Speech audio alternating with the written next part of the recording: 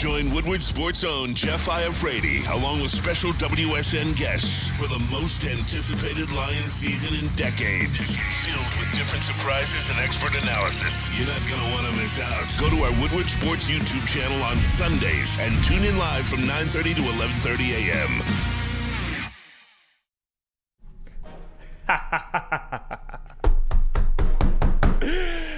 Tommy Cutlets, baby. Come on. Come on, baby. Come on. All right, come on, baby. They beat the Packers. It's a great day. All right, we'll take what we can take. All right, a win's a win. And an NFC North opponent dropping one to Tommy Cutlets. Tommy Gabagoo. I love it. Look at that. Look at that. Hey, I got to enjoy this. Okay, there's not really Italian quarterbacks aren't a thing. Tommy DeVito is a thing, and he's him. Do you have the video of him walking in? By the way, Gotcha. Hold on. You don't walk into the stadium dressed like this and not expect to win. Oh yeah. Lord Jeff, Jesus. when are you showing up like that? Oh, if I show up like that, Why? it's over. If I'm wearing that, he probably had his mom's homemade lasagna before the game. Are you kidding me? Tommy Cutlets, you son of a gun, you sexy son of a bitch. I love you. Appreciate you, by the way. It's the Morning Woodward Show. Thank you for tuning in. Sorry to get that out the way. Sam Flannel, my partner in crime. Detroit Kool-Aid. Matt Broder joining us. It's Tuesdays with Broder. Of course, JB and KG in the TD booth. Sorry for a little bit of a late start there. We just got done with Woodward and Maine. If you watched it, awesome. If not, you can go back and watch it. They held it down. People are chiming in here now talking about Tommy DeVito. Mark says, has anyone seen Tommy's agent? Yeah, he looks like Inspector Gadget, to be honest with you. But there's something about a striped suit. Like if you wear a striped suit in 2023 with a fedora, yeah, you're a Dago. Yeah. Enough said. Well, you got to give Tommy DeVito some credit because I can't believe I'm saying this in a New York Giants game in this year, but Tommy DeVito bailed out Saquon Barkley. Saquon Barkley had that critical fumble when it looked like the Giants were going to salt the game away. He wasn't touched. He fell down. He fumbled. The Packers were able to get the go-ahead touchdown, but have no fear. Tommy DeVito is here to lead that game-winning drive. I appreciate that, especially since the Packers kind of look like they're no longer really a threat to the Lions the way that we thought that they were going to be. So bravo to the Giants, bravo to Tommy DeVito, but I feel like I'm going to end up hating this guy because you know me. Hey, you know me in those like untalented folk hero types. I don't like them. I never do. Oh, but as long as they keep winning, I mean, let me show you Tommy DeVito. All right. Dude's got that dog in him. He's got that dog in him. It's something you can't measure, Sam. You can't measure it. Can't measure it. That dude's filled from head to toe in lasagna and pasta and pizza pie. And he goes out there and takes down Jordan Love and the Packers. Jordan Love, by the way, a little bit of regression, struggled a little bit last night. Packers just, I had him in my top 10 last Tuesday. Well, by the way, do that today. It's top 10 Tuesday. But Tommy Cutlets, baby. We needed it. We did. As NFC North, just in terms of the NFC North race, it helps to see the Packers lose there, JB. It's nice. I mean, it's nice. I'll give them credit for that. Like, that was joyous to see the Packers take an L last night. But I think the main story is still the Tommy DeVito, Danny DeVito, whatever you want to call this guy. Like, how is this guy doing this? Just how? Just someone tell me how. As Sam said, yeah, I think he completely bailed out Saquon Barkley because 20 carries for 86 yards. I know he got the 2 touchdowns, but, man, he was not looking great out there. Booner chiming in. He says, Tommy Cutlets, 3 straight wins, almost 600 yards, 5 TDs, 0 picks. I mean, yeah, that's all. Tommy Cutlets. That's Sam all Flannel. well and good, but one of those wins was a game in which he led his offense to 10 points against the Patriots. I'm just saying, I get it. I'm happy that they beat the Packers. I'm happy. Dan Campbell, you know what he said? Just win by 1 point. Just win by 1 point. Tommy Cutlets, Matt Broder. He's winning. I don't care if he wins by 1, 2, 3. I don't give a damn. Whatever. That's a nice early Christmas present for the Lions. A holiday present, I should say. We got to take what we can take at this point. We'll take it. Yeah. Now it's truly, it's in the hands of the Lions. They control their own destiny. Thank you, Tommy. Thank you, Tommy. We needed that one. Yeah, we need some thank you Tommies in the chat, too. It's that bonding time with the practices before training camp or before the season open up, the joint practices. Yep. Giants are just helping us out. They're No returning the question. favor. No question. Dan Wood says, what's DeVito's PFF rating, Sam? I actually don't know that. I'll tell you what, though. He showed more flashes as a rookie than Bryce Young has, so that's actually true. It's DeVito right there. That's Tommy DeVito. His I'm proud of you. QBR, though, is 26.2. Hey, we That don't is need to pretty talk bad. about that. We don't need to talk We don't need to about talk about that. That's fine. Jeff, you need to get an agent like him, just saying. You know what his agent looks like, to be honest with you? And it's crazy that this man exists in 2023 because he looks like a video game character. He looks like my no-no when he was his age. And that was in the mid 1900s.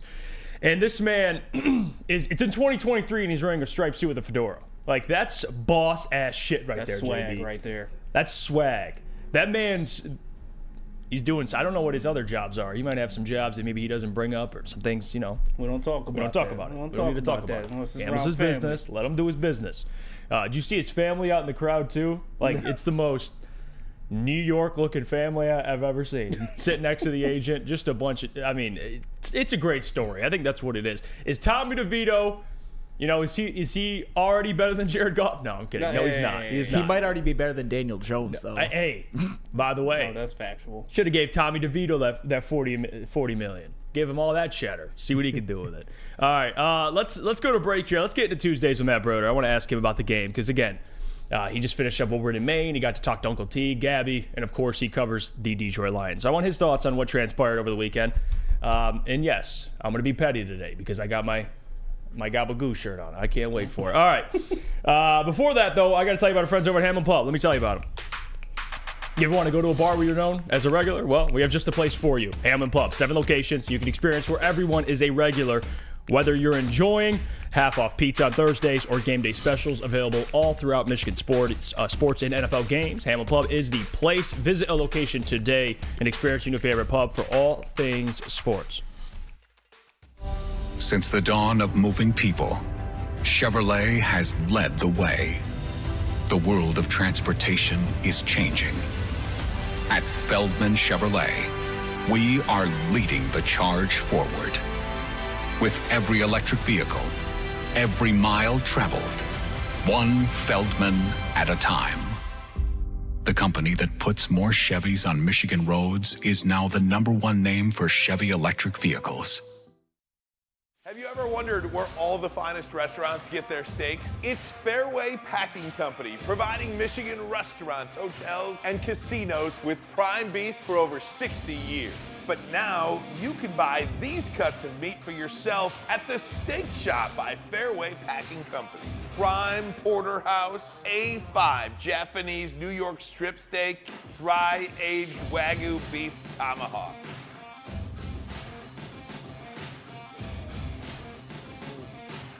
Delicious.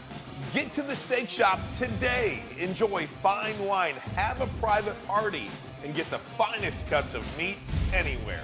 The Steak Shop on Mack Avenue in Grosse Pointe Woods, or order online, fairwaypacking.com.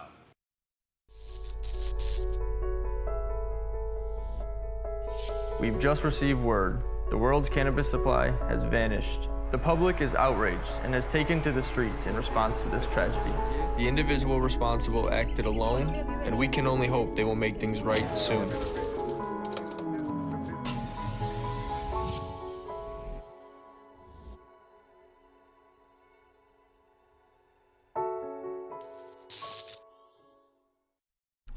Join Woodward Sports and Long Drink live this Saturday. A little flex for the Detroit Lions for the official Lions VIP tailgate party. It's at Eastern Market and Shed number 5, and it is going to be a bash, a Saturday night Bullseye Event Group tailgate. What can be better than that in downtown Detroit? Getting them ready for their big matchup, the Lions against the Denver Broncos. The official Lions tailgate is back and better than ever.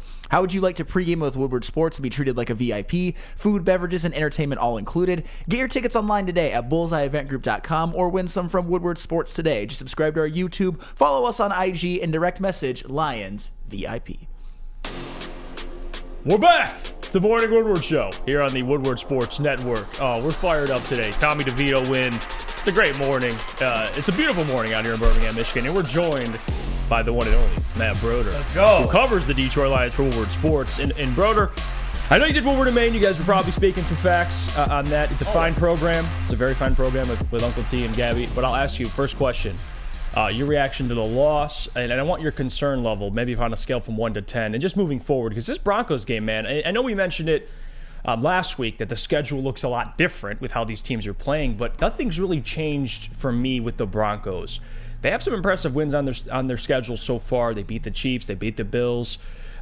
They just beat the Chargers, I believe, right? The Chargers, no Justin Herbert. Regardless, they're kind of on a hot streak, and they're trying to make the playoffs. They're well coached. Your thoughts on kind of the game itself and the upcoming matchup with the Broncos? Yeah, well, just to get the Broncos out of the way, 6-7 weeks ago, I would have thought like this might be the easiest game on the Lions schedule. Right. One of those at the end of the season that I wasn't really worried about. And then all of a sudden, what is it? They won 7 of 8 or 6 of 7. They've turned their entire season around after getting rid of some of their players. So Sean Payton's got that team at least playing hard. They're winning games. They have a veteran quarterback. I'm not a huge Russell Wilson guy, but he's played well this season and he's a vet, so he knows how to win. That's a dangerous ingredient coming here to Ford Field, where the Lions, especially after the Chicago Bears game, you could argue they're playing their worst football of the year.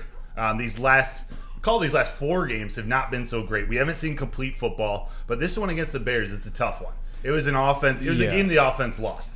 I think the defense did enough for them to win the game, to keep them in the game, but the offense looked bad. And just the timing of all this happening, when Philly's going down, they're going in the wrong direction. It almost feels like this is the opportunity to take a jump.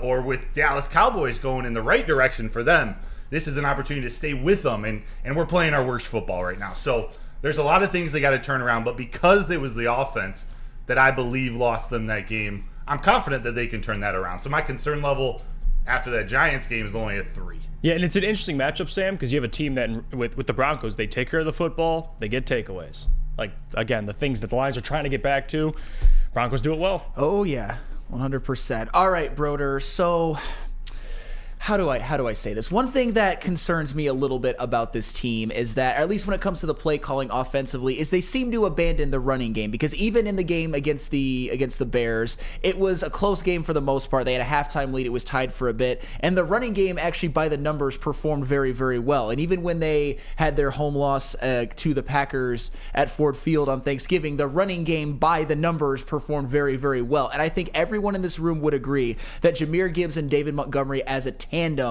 are everything we could have hoped for and even more, particularly Jahmyr Gibbs running the football. So, Broder, why do you think they do abandon the run sometimes so soon, and do you think it's wise? I don't think it's wise. I can't always figure out why, because I don't feel like Ben Johnson's intimidated, but I feel like as soon as the Detroit Lions go down in the game, the game plan changes, or it switches, or they're almost not ready for putting it in the hands of Jared Goff, making it a pass-first game. But to do it, and especially to do it with Jared Goff, you need to establish that run game. A lot of those, it was somewhat misleading, the numbers, although they finished pretty well against the Bears.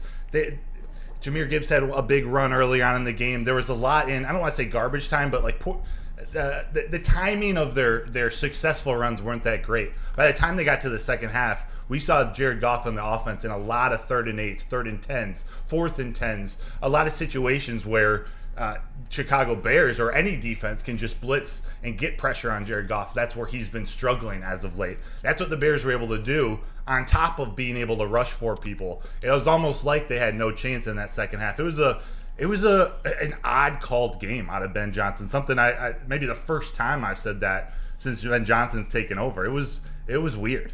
Now, I went back, and I kind of talked to you about this earlier, but I went back and wanted to rewatch the game last night because, typically Mondays are for overreactions. We watch the game live on Sunday, and then we come in Monday, share our thoughts. So last night, randomly, late at night, I was like, you know what, let's go back and rewatch. Let's see if I missed anything. And one thing I did notice, Broder, is besides, the 2 big plays from Aiden, not in a good way, in a bad way, the 4th down, jumping off sides, and of course him calling his own stunt, which resulted in Justin Fields rushing TD, the defense did enough to win. Yeah. Now the offense, to me right now, it is a concern, and whether it's a Goff issue or it's just a Ben Johnson issue, I want to ask you, at least with the quarterback, Jared, I want your thoughts kind of with the whole, because people now are all of a sudden, including myself, because again, you drafted a guy in the 3rd round named Hendon Hooker. Yeah. He's got a lot of upside. We understand that. Kind of your thoughts on the whole contract extension for Jared Goff. How should Brad approach that? Is he doing it the right way? Because I think not committing to him and letting this kind of play out and the storyline kind of play out for Jared, I think it's a smart thing to do at this point. I agree. I agree. Imagine if they gave him some long-term extension 5-6 weeks ago, people would be up in arms right now. But I think all along this is the right way to do it, to see how things pan out, to see how he does this season, see how he does hopefully in the playoffs. The goal this season, the goal is to win a playoff game and beyond. So anything less than that, especially at this point in the season, would be a failure. So you got to look at that. But I hope both sides are looking at it with self-awareness and the fact that Jared Goff needs to know that he can't be the Jared Goff that we saw earlier in the season, that we saw most of last season, the second half of last season leading into this, without an elite offensive line. He needs a top 3 offensive line, top 5 offensive line to be able to have the time to run the play action, to be able to have time to find his second and third reads, because he hasn't been making the right reads. He really hasn't even been getting to his second reads. He's just trying to get the ball out as fast as possible. And with that line, he needs to be able to run the ball. So I hope he realizes whether he's deserved a $50 million contract in the NFL or not. I don't know. I don't think they can win if we're giving Jared Goff a $50 million contract because you can't build around him, which his deficiencies need. It needs offensive line in a run game. So those are the things that have to be weighed. I still support Jared Goff in the fact that with an offensive line, with the things right around him, he can lead this team deep in the playoffs, if not to the Super Bowl. But I don't know if moving forward they can keep the right people intact if they're paying a quarterback $50 million. And that's when Hendon Hooker comes in. His strengths are where a lot of Goff's weaknesses are. And I don't want to just disregard all of Goff's strengths and the things that he does, like leading the team and the things he can do pre-snap. He's been great, but a lot of the mobility issues, those are picked up by Hendon Hooker. So it's going to be a really interesting offseason. I know I just keep kind of a long-winded answer. No, and I think with Jared, too, the one thing I believe is if you're not mobile, then you better have an elite arm. If you're going to stand in the pocket and be a statue, and Aaron Rodgers, Tom Brady, you better be elite. Now, most quarterbacks, especially in today's NFL, you got to be able to move. You got to be able to extend plays. Yeah. I mean, you watch the Cowboys-Eagles game, there's plays where Dak Prescott, and Sam, I keep going back to this because I'm a guy who craps on Dak Prescott a lot, but there's plays where he gets pressured, he escapes the pocket, extends plays, and something opens up for CD. So for Jared, if you're not mobile, you gotta have an arm. And speaking of that, Jameson Williams, in what he's been doing this year, he has not had more than 2 catches in a football game. Yes. And the most targets he's had in a game was the Ravens game, and it was a blowout. So most of those were just, hey, he's down there somewhere, which I appreciate, but you'd like that to be more consistent. What's going on with the JMO stuff? I know they ask Dan about it every single week, and he's like, he deserves it. Yeah. But we don't see it. So what's up with the JMO? Is he going to get more than 2 catches? He needs to. He needs to for them to win. He needs to be targeted at least 5 or 6 times. I'll say maybe he needs 5 or 6 touches a game. You got to find a way to get it in his hands. And there are some limitations with Jared Goff and throwing him the deep ball. Their timing isn't right. He's underthrown him a couple times, but this is where it falls on Ben Johnson, the offensive coordinator, to find a way to get the ball in his hands. And it can be done. You just got to do it within the 5 or 10 yard range. You got to be creative. It can't be the same reverse each game. It can't be the same route each game. But you can't tell me you can't get it in his hands 4 or 5 times a game. And if you do that, he's a game changer. It changes the entire way that the defense has to play you. Yep. I don't understand why they abandoned it in this Bears game. Almost after that deep throw, they didn't even attempt to get him the ball on any other short or intermediate route. It was very strange. Yeah, no, I understand that completely. And I know it seemed like you expressed a little bit of apprehension about Jared Goff and a big contract in the future. But let's talk about Jared Goff to finish this season, because I would argue that in 5 out of the last 7 games, he has either been bad or had some really bad moments. I mean, I'll break it down really quick right now. Yeah. In the game at Baltimore, leads his offense to 6 points, 0 touchdowns, 1 pick. In the game against the Raiders, he threw a very bad pick 6 that kind of kept the Raiders in the game longer than they should have, but ultimately was a double-digit win. Chargers, great. You look at the Chicago Bears, he threw 3 interceptions he had a really, really bad first 56 minutes and 30 seconds of the game, led him to 2 game-winning drives. That's all well and good. And against the Packers, he had 3 fumbles, 1 of them returned for a touchdown and a loss. The Saints game, I'll say that was a good game because he played good, clean football and they won. And then this last game against the Bears, 2 interceptions and then a fumble, which you can argue was Graham Glasgow's fault or Jared Goff's. So I believe that Jared Goff over the last 7 games has played one of his worst stretches of his career, like besides for like 2016 or especially something Lions like that. Career. Yeah, 100%. Lions So career. do you think he will be able to turn it around in these last 4 games, or do you think it's a concern even this year and moving into the playoffs? I think he can turn it around, but I also think it's a concern that's valid. Because I think Jared Goff, his room for error is so small. Yes. And he was playing near perfect football at the beginning of the season, and this offense was rolling. He has to play like that for them to look like that and for this offense to win. It can be done. We saw it.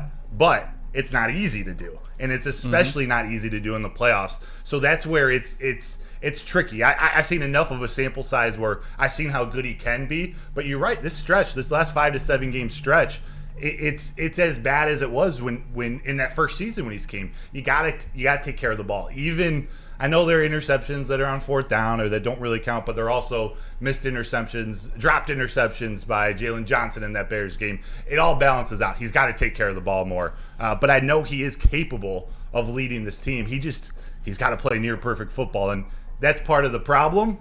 That's part of the reason to be optimistic, but it's also that concern. So it's a little bit of everything wrapped up in one, and that makes the contract discussion hard too. But in terms of this team, he's got to play near perfect football for them to win. Yeah, no question about that. And it's funny. I just looked up the snap count for Jameson, and he played 58% of the snaps. Yeah, see, that's the part that doesn't make sense. Like, he's out there enough; they trust him, but they're not. And then, then there's DPJ, who played a Michigan man, who played 14% of the snaps and got a catch. It's it's just it doesn't make sense. But I want to ask you, at least for some of the injury updates, because Frank, he's kind of, I don't know which way Frank. Dan kind of mentioned that he's trending in the right direction. I don't know if he'll be ready officially. Can you give us an update on kind of him, Bruce Irvin, and some of the other guys that are kind of coming back from injury? Yeah. You got Bruce Irvin in my head right now. I'm glad we finally found out yesterday. It was an ankle injury. I wish we knew that last week. I know the speculation was it was an ankle injury because that was on the injury report earlier in the week, but we were all speculating this weekend, like, what the heck are they doing? We need some edge rushing. He's expected to be fine. He should be back on Saturday. I do expect Frank Ragnow to play too. I almost think they were holding him out a little bit this game to make sure that he's near 100% against the Broncos, because Dan Campbell said it himself in his press conference. This game is serious for him. It's an important game for the team, don't get me wrong, but also having Sean Payton come into town, who's coming in to embarrass him. They need their offense. They need to be able to run that game, run the ball, so they can stand up to a hot Broncos team. Mm-hmm. Yeah, moving forward, one thing that concerns me even in these next couple games, or in these last 4 games, because it's turning out to be a much tougher stretch than maybe we initially thought at the beginning of the year, this defense. How in the world is this defense going to survive and at least be able to, I would say, hold teams just enough without one of their best players, Ali McNeil, out? Because I don't think their defense has necessarily been as bad as some people have said. I think the offense at times has put them in some bad situations and even given them some pick sixes and fumble sixes, which count against the defense's scoring. But still, that is a big loss. And I think, in a way, I don't know if it completely reared its ugly head against the Bears, but the reality is they lost. And with Ali McNeil in there, I think they would have been a little bit better. So is that a concern moving forward? I think it is. I think it should be the main concern. And I also agree that they haven't been playing as bad as everyone, as it feels. Sure. But at the same time, they haven't elevated their game or gotten better enough where it gives me confidence that they can play a good, complete, consistent game against a good team. Like, even the Eagles, who are struggling, you picture them going up against that offensive line and that rushing and passing attacks. I know it's DeAndre Swift, but it's hard to picture the guys stepping up against an elite team like that. Maybe they're not elite anymore, but you know what I'm saying. Yes, I get you. The tricky part is that the deficiencies of the defense make the other deficiencies worse. So Ali McNeil goes down. The run defense starts to struggle. They aren't getting a pass rush. That leaves Jerry Jacobs and Cam Sutton out on an island, and it's not a successful formula having Jerry Jacobs one-on-one with DJ Moore. And not many quarterbacks. That's not a good formula for many cornerbacks, but definitely not Jerry Jacobs, even Cam Sutton. So if they're not getting pressure on a quarterback, that just means that much more time that the cornerbacks got to try to stick with these receivers, and they're going to see better and better ones as we move down.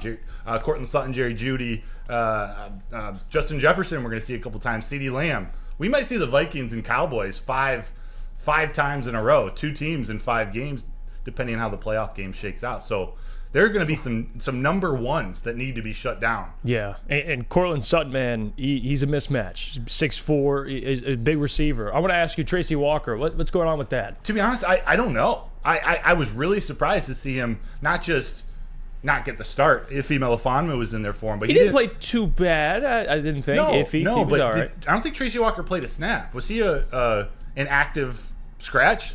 Almost. I was thinking it'd be a perfect game for him to show out. He did not play a snap, no. Yes, he wasn't injured on Friday. I didn't see him on any injury report, so I don't know. I thought it would have been a great game for Tracy Walker.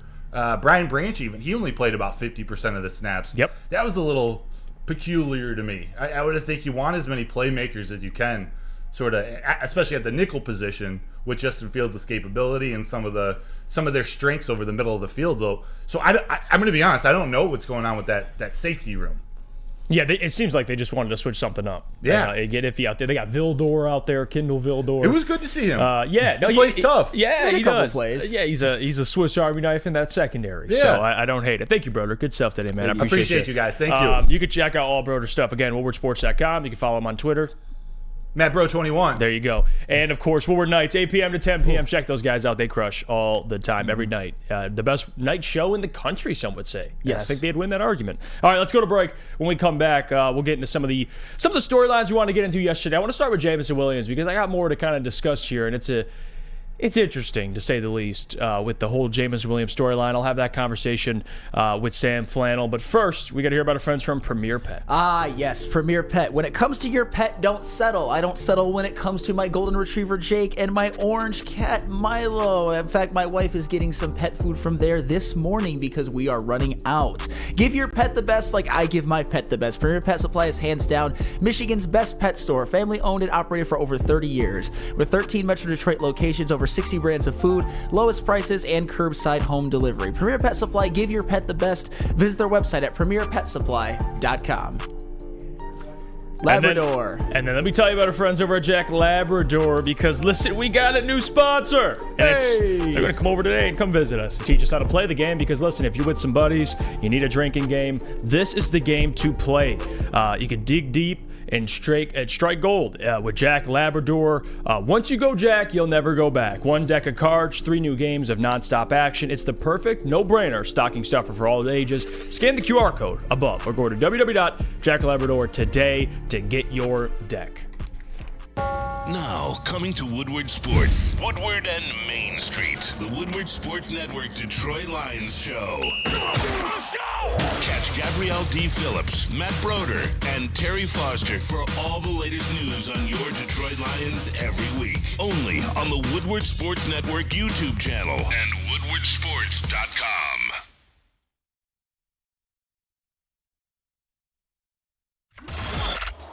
Woodward Sports' own Tom Mazaway and Sam Stick Day will be hosting our Lions postgame show after every Lions game all season long. Tune into the Woodward Sports YouTube channel for his hot-off-the-press takes, game analysis, and Kool-Aid sipping celebrations.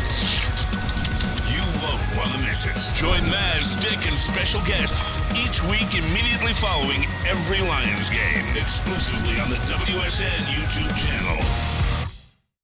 Calling all landscapers, this is Darren McCarty. I'm at Outdoor Equipment Co. How would you like to landscape like a legend? How about a bad boy zero turn? And even a chainsaw.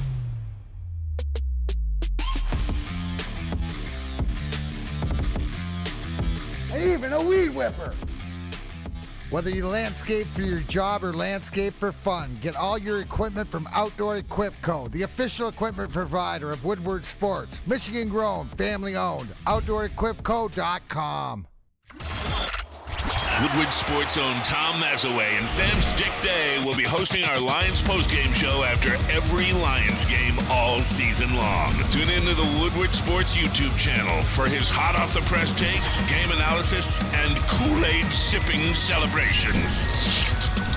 You won't want to miss it. Join Maz, Dick, and special guests each week immediately following every Lions game, exclusively on the WSN YouTube channel.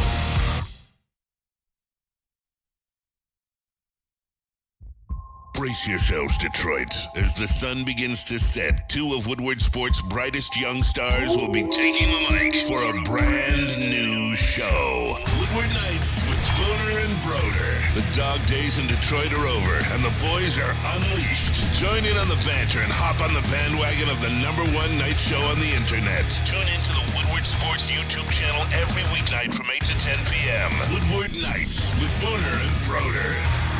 Your home is your most important asset. Flexibility in the sales process is key. When you work with Mark White & Associates, you can cancel at any time, for any reason, without penalty. Speaking of flexibility, check this out. Who you work with matters. Hire the best broker in the game.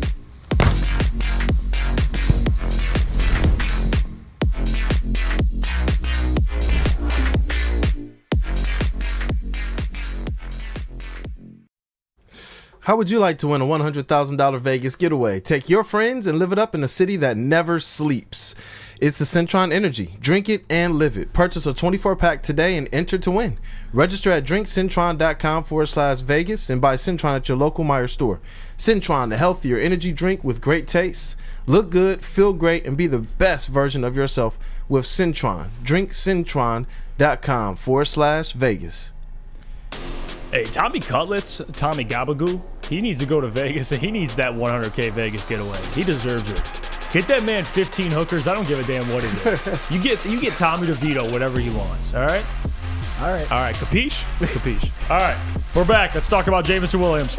We wanted to talk about it yesterday, but you know what? I think it was very fitting that we could just get to the phone lines and hear people vent. I think that was a good way to kind of go through Overreaction Monday a little bit, but I do want to get into the Jameson storyline because it is a little confusing. I'm not going to lie to you, Sam. It's a guy that's been getting more and more and more snaps on a per-game basis over the last 5-game stretch. It seems like the coaching staff is starting to trust him more and more and more, but it doesn't equate to targets. I mean, the Chicago game, he got one target, and it was an underthrown pass, and he was wide open.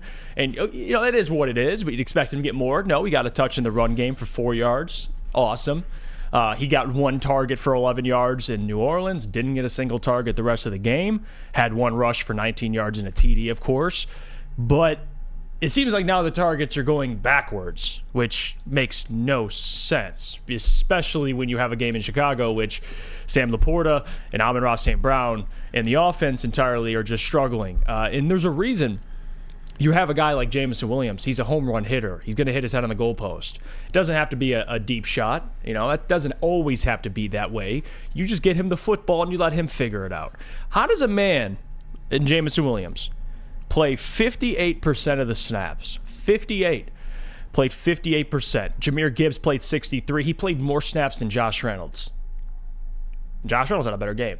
It seems like Jameson Williams is in more on run plays than he is pass plays, which, again, this whole thing's confusing. I don't understand it. Listen, this guy, you have an explosive weapon in Jameson Williams. And this is a guy who's just starting to kind of get his confidence going as of late. And it seems like it's just going backwards. And I know Neil said it yesterday that it's criminal, I think he said, or whatever the terminology, the verbiage he used. It is criminal that this man is getting more targets. Am I asking the offense to feed J-Mo and get him 8 targets? No. But if you can't get the guy 4 targets, 5 targets, there's plenty of targets to go around. DPJ got a catch when he got in the game, and he played half the snaps as Jameson Williams. And I like DPJ, but there's no way in hell that, you know, a guy like Jameson Williams with that type of talent and what he's been showing over the last couple of weeks, because only a couple of weeks ago when you watched Jameson Williams, at least against the Chargers, the Bears at home in Green Bay, you saw kind of starting to show a little more flashes of Jameson, right? He was getting the touches we expected. It wasn't more than 2 catches, but you're like, okay, two touches or 2 catches a game. Maybe we can up that a little bit. Sam, he's regressed. Not he, but they haven't involved him at all. That's concerning to me. All right, so here's what is criminal, and I will say this. The fact that Jameson Williams is still having games where he has 0 catches for 0 yards and all of this, and the only thing we talk about is it's all Jared Goff's fault. It's all Ben Johnson's fault. People not only use it as not Jameson Williams' fault at all, but some Lions fans are using the fact of this game as further evidence to why he is 100% above reproach and is 100% a superstar, when in reality, the first part of his career has shown that so far he's been a bust as a number 12 overall pick. That's just facts. That is just 100% facts, and I will break it down right now. Jameson Williams' career high in receptions is 2. His career high in receiving yards in a game is 53, so he's never had a 60-yard game. He's never had a 3-reception game, and this season he is averaging a whopping 21.7 receiving yards per game. And people still are like, oh my God, this guy's an absolute superstar. Every single time he makes a play, people dunk on me like, oh my God, did you see what Jameson Williams did? And I get it. Jameson Williams has made some big plays. He made a huge play against Tampa Bay. He made a huge play against the Bears the first time at Ford Field, and he had that impressive run against the New Orleans Saints. But the reality is, I'm about to say something that a lot of people aren't going to like, but you're just going to have to listen to these numbers and just digest them and accept them for what they are. Did you know that this season, I bet you guys didn't, there are 23 rookies this year. We consider Jameson Williams a rookie. He didn't play at all last year, which is a lie, by the way. 23 rookies this season that have more receiving yards this season than Jameson Williams does, including, let me give you this list, 6th-rounder Trey Palmer, 3rd-round backup running back Tyjae Spears, Michael Mayer, a guy that I was higher on than Sam Laporta. I was wrong, but everyone says he sucks. He still has more receiving yards than Jameson Williams. Jahmyr Gibbs, his teammate, in addition to the almost 700 rushing yards that he has.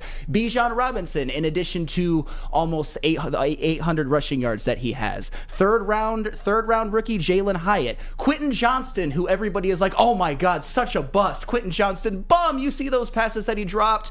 Quentin Johnston has more receiving yards this year than Jameson Williams. Luke Musgrave has more receiving yards this season than Jameson Williams. 5th-rounder Dontavian Wicks for the Packers has more receiving yards this year than Jameson Williams. Jonathan Mingo, whose quarterback is Bryce Young, has more receiving yards than Jameson Williams. 6th-round Patriot rookie with Matt Jones and Bailey Zappi, Demario Douglas has more receiving yards than Jameson Williams. And 3rd-rounder Michael Wilson for the Arizona Cardinals. And furthermore, in terms of the players drafted in his draft class, 2022, he is currently 9th this season in receiving yards out of the 13 for the first 2 rounds. And when you look at that draft class, Drake London is on pace for 1,000 yards this year. Garrett Wilson is on pace for 1,000 yards this year. And oh, by the way, Drake London's quarterback has been Desmond Ridder and Taylor Heineke. Garrett Wilson has his quarterbacks have been Zach Wilson, Trevor Siemian, and Tim Doyle. Chris Olave is on pace for 1,000 yards this season with Derek Carr, Jameis Winston, and Taysom Hill. Jahan Dotson has 458 receiving yards, even though, hey, Jahan Dotson, he has regressed a little bit, but he's actually done something in his career. Treylon Burks, bum. Jameson's better than Treylon Burks. Christian Watson has 422 receiving yards and 5 touchdowns in the same amount of games. Wan'Dale Robinson has more receiving yards this year than Jameson Williams, more receiving yards per game. And if you don't want to tell me he affects winning, did you see last night? He has 344 receiving yards and a touchdown. John Mechie, bum. I mean, it's not all his fault. John Mechie, fine. Okay. Tyquan Thornton, George Pickens with Kenny Pickett, 49. He's on pace for 1,000 yards this season with Kenny Pickett and Mitch Trubisky. Alec Pierce has 413 receiving yards and a touchdown this year with Gardner Minshew and Anthony Richardson. And oh, by the way, those are all of the ones in the first couple of rounds. Khalil Shakir, who plays for the Buffalo Bills, who was a later round draft pick, has more receiving yards this year than Jameson Williams and more per game. And Romeo Doubs. So the reality is Jameson Williams has made some big plays, but do you know who Jameson Williams actually is this year? And a lot of people aren't going to like this, but I actually stole this one from Mike Valletti from 97.1. I got to give him some credit. What Jameson Williams this year is, he's Kevontae Turpin. Kevontae Turpin is Jameson Williams. Jameson Williams is Kevontae Turpin. Because Kevontae Turpin for the Cowboys has 224 yards this year, both receiving and rushing, has made a lot of big plays, 4 touchdowns. Jameson Williams, 218, 4 touchdowns rushing and receiving. And oh, by the way, Kevontae Turpin is one of the best returners in the NFL as well. So I'm not saying that Jameson Williams hasn't made some valuable plays this year, but this idea that he's already a superstar and people are saying like, oh my God, you're calling him a bust. You're the biggest idiot who ever lived. A lot of people say that. Listen to these numbers and just absorb them. No, Let them wash no. over you. I see. I didn't interrupt you. I wanted you to finish. All right, fine. And then now I'm going to tell you why you're completely wrong. Oh, and we'll start. I'm completely wrong. You're going to refute everything I said. Every single fact that I just gave doesn't exist. It's a fugazi. Oh. It's a woozy. It's a wazi. It's fairy dust. It doesn't exist. It's never landed. You know what? Those are fucking numbers. If you think that I have no leg to stand on, you're a fucking idiot. That goes for everyone in the chat. Even if you say that, Jeff, even though you're my friend, what do you got to say? No, what do you got to say? Yeah, no, you're no leg. I'll tell you why. I'll tell you why you're completely wrong. All right, we'll start. Trey Palmer, you mentioned. And by the way, Lucas Klotz, big Trey Palmer guy. Do you not understand how targets work? Do you understand how playing the wide receiver position works? Lack of targets is a flex still? It's not motherfucker! It's not a... God! Sam, you do realize that if I'm a wide receiver... Oh, my God. If I'm going to catch the football, I got to get the football thrown at me, right? Is that how that works? I could be wrong. Isn't it Jamison Williams' fault at all? No, I guess it's not, is it? I could be wrong. I think you got to get the... Okay, so... Why can Amon Ra get targets? Why can Sam Laporta? Why can Josh Reynolds? Why can Khalif Raymond? Why can Jahmyr Gibbs? No, trust me, I completely understand. But I'm going to tell you why you're wrong. So Trey Palmer this season, in his rookie year, Trey Palmer has 50 targets. Okay? All right. He's had multiple games with 4 targets, 5 targets, 6 targets. He's had a game with 7 targets. Okay, we'll go to Tyjae Spears, who actually I watched the game last night. Dude's getting a lot of targets too. 54 targets in the past game, has 39 catches. You go over to, you also mentioned Demario Douglas. I love that example. He has 55 targets on the season, 36 catches. He's not catching all of them, but he's getting a high volume of targets. You go over to, what about George Pickens? I love that one. It's a great one, Sam. You mean Flannel. 1,000-yard receiver George Pickens? And he's a dog, and I love George Pickens. Almost 100 targets on the season.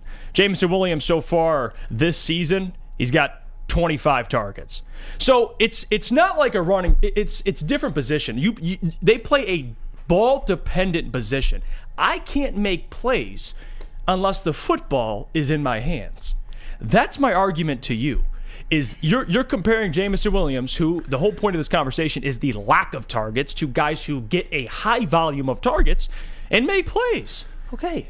That's the whole point. No, I'm not saying Jameson is a superstar. I think the ceiling's very high, but the whole point of this convo is he's not getting involved enough. Like those other players you just named. Okay, but at the same time... So it's great you're naming those players, but the facts are still the facts. But they're all producing at a much higher level. But they're getting double to triple the amount of targets, but why Sam? can't Jameson Williams get his targets? Is it not his fault at all? At some point, he is the only player in the history of the NFL who is not expected to produce, and he's still called a superstar. If this were some guy named John Johnson on the Dallas Cowboys right now who put up the exact same numbers, you guys would be calling him a bust. I guarantee you. You guys have a parental love for Jameson Williams. If John Johnson was getting a TD every 8 targets, I'd say that's pretty impressive. Well, he doesn't get a lot of targets, and he has 4 career touchdowns, even though you want to count the ones that actually don't count. Hey, a couple called back. I can't lie to you. But let's just go with the ones that aren't called back. A touchdown every 8 targets. Okay, fine. Get more targets. So if he got as many targets as, we'll just go around to Trey Palmer, who has double the amount of targets as him and has 244 yards. We could start there. How many TDs would he have then? The guy's clearly a playmaker, Sam. Like, you watch him. I said that he was. So what are we arguing? He has 195 receiving yards this year. So you're year. saying because he doesn't get enough targets, that's because Jameson Williams stinks? He is not as good as people say that he is. And I love this guy. Terry Foster, I got to call you out on this one. He's talking about they should use Jameson Williams like the Dolphins use Tyreek Hill. Tyreek Hill is one of the greatest football players to ever walk this earth. This man is going to have 2,000 receiving yards this season. Jameson Williams is not Tyreek Hill. Yeah, I don't know who said that. He's not Tyreek Hill, but you look at his game-breaking speed. That is clearly on. I mean, you watch the Bears game. He had those guys beat. 2 guys beat for a TD. It was the ball was thrown 6 yards behind him. Is that Jameson Williams' fault? That one wasn't Jameson Williams' fault. Also, but at some point, you have to produce. So that one, the only target he got in that football game. You have to produce at some point. How do you produce when the ball's 6 yards behind you? I'll let you explain. We should have got more than 1 target then. He should have. So now we're back to the targets. But at some point, he has to produce. Can anybody in the chat actually agree with me, or do you have flannel derangement syndrome so much? Sam, he hasn't produced in his career. Sam, and by the way, I'm not arguing he has a ton of production in his career, but what I am arguing is when he does get touches, typically things come out of those touches. Okay, fine. Then he's Kevontae Turpin. He's Kevontae Turpin. I gave you the numbers. He's literally Kevontae Turpin for the Cowboys.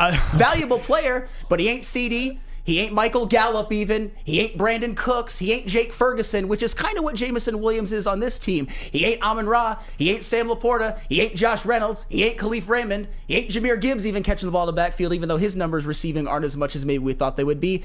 Jameson Williams is Kevontae Turpin. Look at the Spider-Man meme. Those are the numbers. It just frustrates me that in New Orleans, he gets one target catch for 11 yards, and he gets one touch in the run game, and it's a TD. And that's it. That's all you saw of J-Mo. Yeah.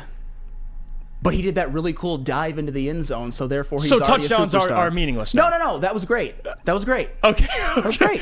But that's the point I'm making, Sam. He had 2 touches the whole entire game. One went for 11 yards, one went for a TD in the run game. Although, if I'm being honest, I probably could have ran through that hole. But the way Jameson Williams did it was Are you immaculate kidding me? because he's got a hell of a lot of speed. Are you kidding me? I'm not kidding. The dude runs 23 miles per hour, I know, Sam. it was You great. ain't sniffing that. It was duh, but that was a really big hole that was opened up. That's all I'm saying.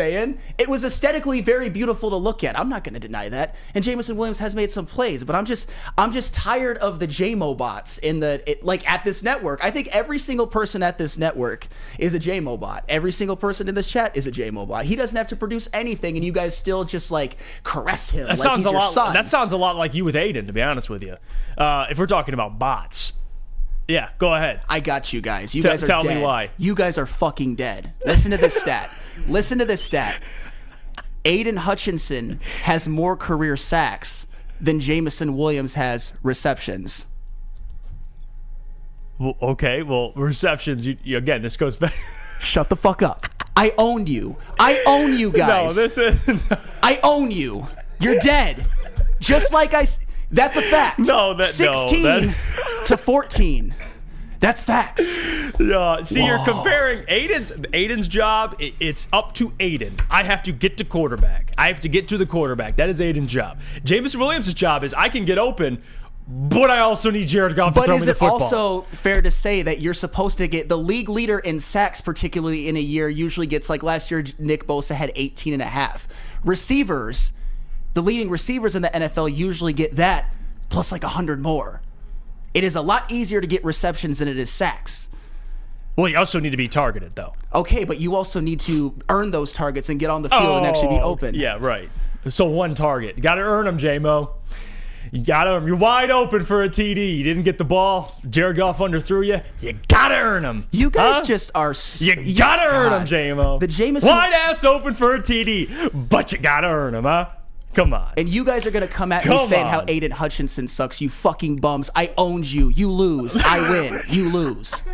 That is an indisputable fact, people. Indisputable. This is so ridiculous, man. No, I just don't understand. So do you think J-Mo's talented? Do you think J-Mo's talented? Yeah, but... Do you think he should get more targets? Sure, maybe. There you go. That's the whole conversation. You sat here a couple weeks ago and said the only way that you can prove, he has talent, so therefore he's not a bust, so he doesn't have to produce. He doesn't have to produce. I never said he doesn't have to. I said he needs more targets to see if he can produce. And maybe one target in a game, and it's an underthrown ball, is not enough. But do you agree with that? Sure, but the reality is that we don't know if he's going to be good or not. We don't know unless you get him the football. All right, well then that's if you play you got to get the football, dude. Is it 0% Jameson Williams' fault? Partially his fault. It's partially. Because he got suspended. I get that. But other than that, the targets aren't his fault. What, are you going to throw the ball to himself? You want him to do that? I wish he could. That'd be cool. Oh, I mean, Garrett Wilson can get it done with Zach sweet. Wilson and Tim If J-Mo Boyle. could throw the ball and then go get it, like you see those videos of those guys doing, they throw the ball in the air and they run and get it, I would love that. Drake London had 10 for $172 last week with Desmond Ridder. How many targets did he get? I'm curious. He probably got a lot of targets, but he had a... Gotcha. Can't get catches without targets, correct? Bro. Is that am I correct or incorrect? Has not had a game in which he has had a third of those yards. His career high in receiving yards for a game is 53. And nobody gives a shit. Isn't it? Nobody gives a shit. Again, he has not had a game with what? This year we'll just go off of with more than 3 targets, besides the Ravens game, which that game was an absolute decimation all around. So other than that, he hasn't had more than 3 targets. That's my issue. All right, and Booner, I love. Can we get Booner. the guy 5-6 targets, please? Booner, I love you for this because this is true. The social norm thing to do is to stick up for J-Mo. I don't care about the social norm, as you guys mostly know. Oh, so Booner's out now. Okay. What? I don't understand. Guys, if you watch these games, just watch. J-Mo, when he's on the field, You watch against the Bears. He's wide open. Wide open for a TD. Ball's underthrown. That's all you saw, J-Mo. How does that not frustrate anybody? It does. That would have been a big play in the game. Would have been. Should have been. I would All right, argue. fine. But that's the problem I have. Is get this man the football to see if he can even play. You can't get him one target and be like, he's a bust.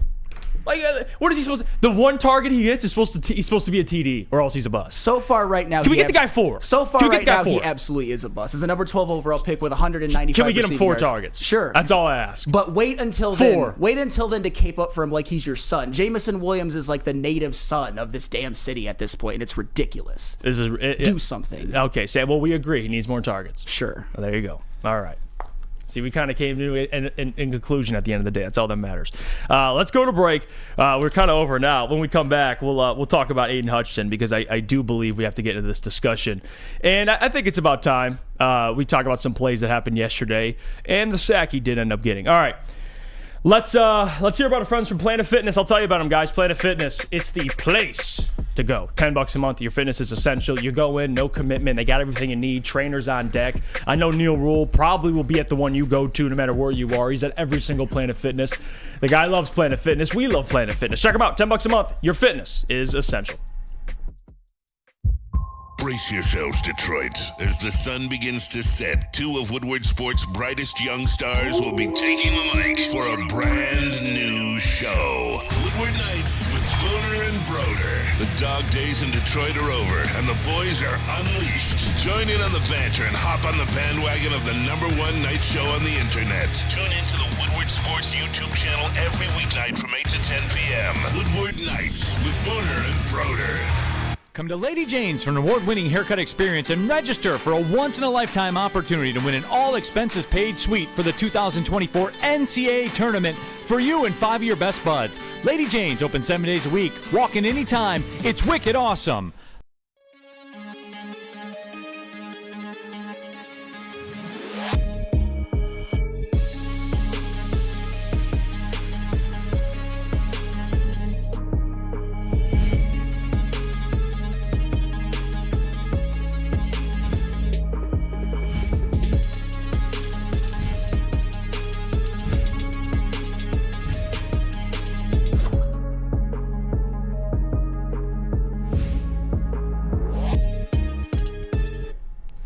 Let me tell you about our friends over at Fairway Packing. For over 60 years, Fairway Packing Co. has provided Michigan's finest restaurants, hotels, casinos with prime beef, Wagyu beef, and dry aged beef. Experience the Fairway difference for yourself today. Visit the steak shop in Grosse Pointe Woods for grab-and-go steaks or order online at fairwaypacking.com. We're back. It's the Morning Woodward Show. Wow. I love that segment. Jameson Williams. I love talking Jameson Williams. I know you do too, Sam. I know you do too. I do. I know when you go to bed at night, put your head down on that pillow. Before you go to sleep, image of Jameson Williams just pops into your head. Yeah. I mean, when he doesn't play well, I just got to call him out a little bit, but that's fine. You know who else pops in your head too? Yeah. Probably before you pleasure yourself is Aiden Hutchinson. Yeah, a guy who's actually produced in this city, but... Well, finally he got a sack. And by the way, kudos to him. Kudos. I appreciate that. I asked for it. He delivered. He got a sack. Now, the 2 plays that... he messed up on, it is what it is. He was frustrated after the game. Dan kind of mentioned it, that the Lions' best players did not play well, and that is 100% true. Their best players did not play well. Jared Goff didn't play well. Amon-Ra St. Brown didn't play up to the par that we know Amon-Ra is. Sam Laporta, Aiden Hutchinson. Those 2 big plays. I mean, I went back and I watched last night.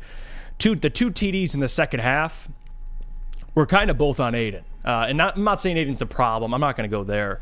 But the 4th down, testing to see if the Lions jump off sides. Well, Aiden jumped off sides. And, of course, Jared Jacobs on an island with DJ Moore. That was barbecue chicken. And then you go back and Bears go later in the game. Bears are in the red zone, of course. Aiden calls his own stunt, and Justin Fields escapes out for a TD. That can happen. We can agree there. Sure. But Aiden Hutchinson back in the sack column, sweet. Yeah. That's what I asked for. Yeah. Get sacks. Pressures are awesome. I understand that. It's the new, it's the new trend in today's society, right? Pressures, it's awesome. It's cute. I love it.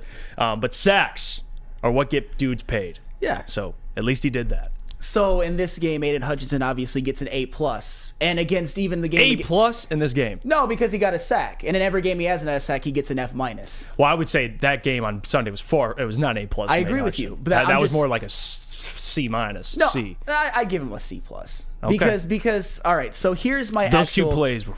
No, they were bad. That offsides was absolutely egregious. When I found out that it was on Aiden Hutchinson, I was not happy. I was like sick for the man because for the most part up to that point he had been playing well, and obviously losing contain on Justin Fields on that run, that was a big deal. You can't do that. I would just say, though, it was trending up for Aiden Hutchinson. And, oh, by the way, congratulations to Aiden Hutchinson for now having the record for a player's first sacks in a player's first 2 seasons with the Lions. He now has 16, and Jamison Williams has 14 career receptions. But I digress. Wait, did you say Hutch set a record for pressures or no? Sacks for your first 2 seasons in the NFL. Interesting. Oh, because he doesn't get sacks.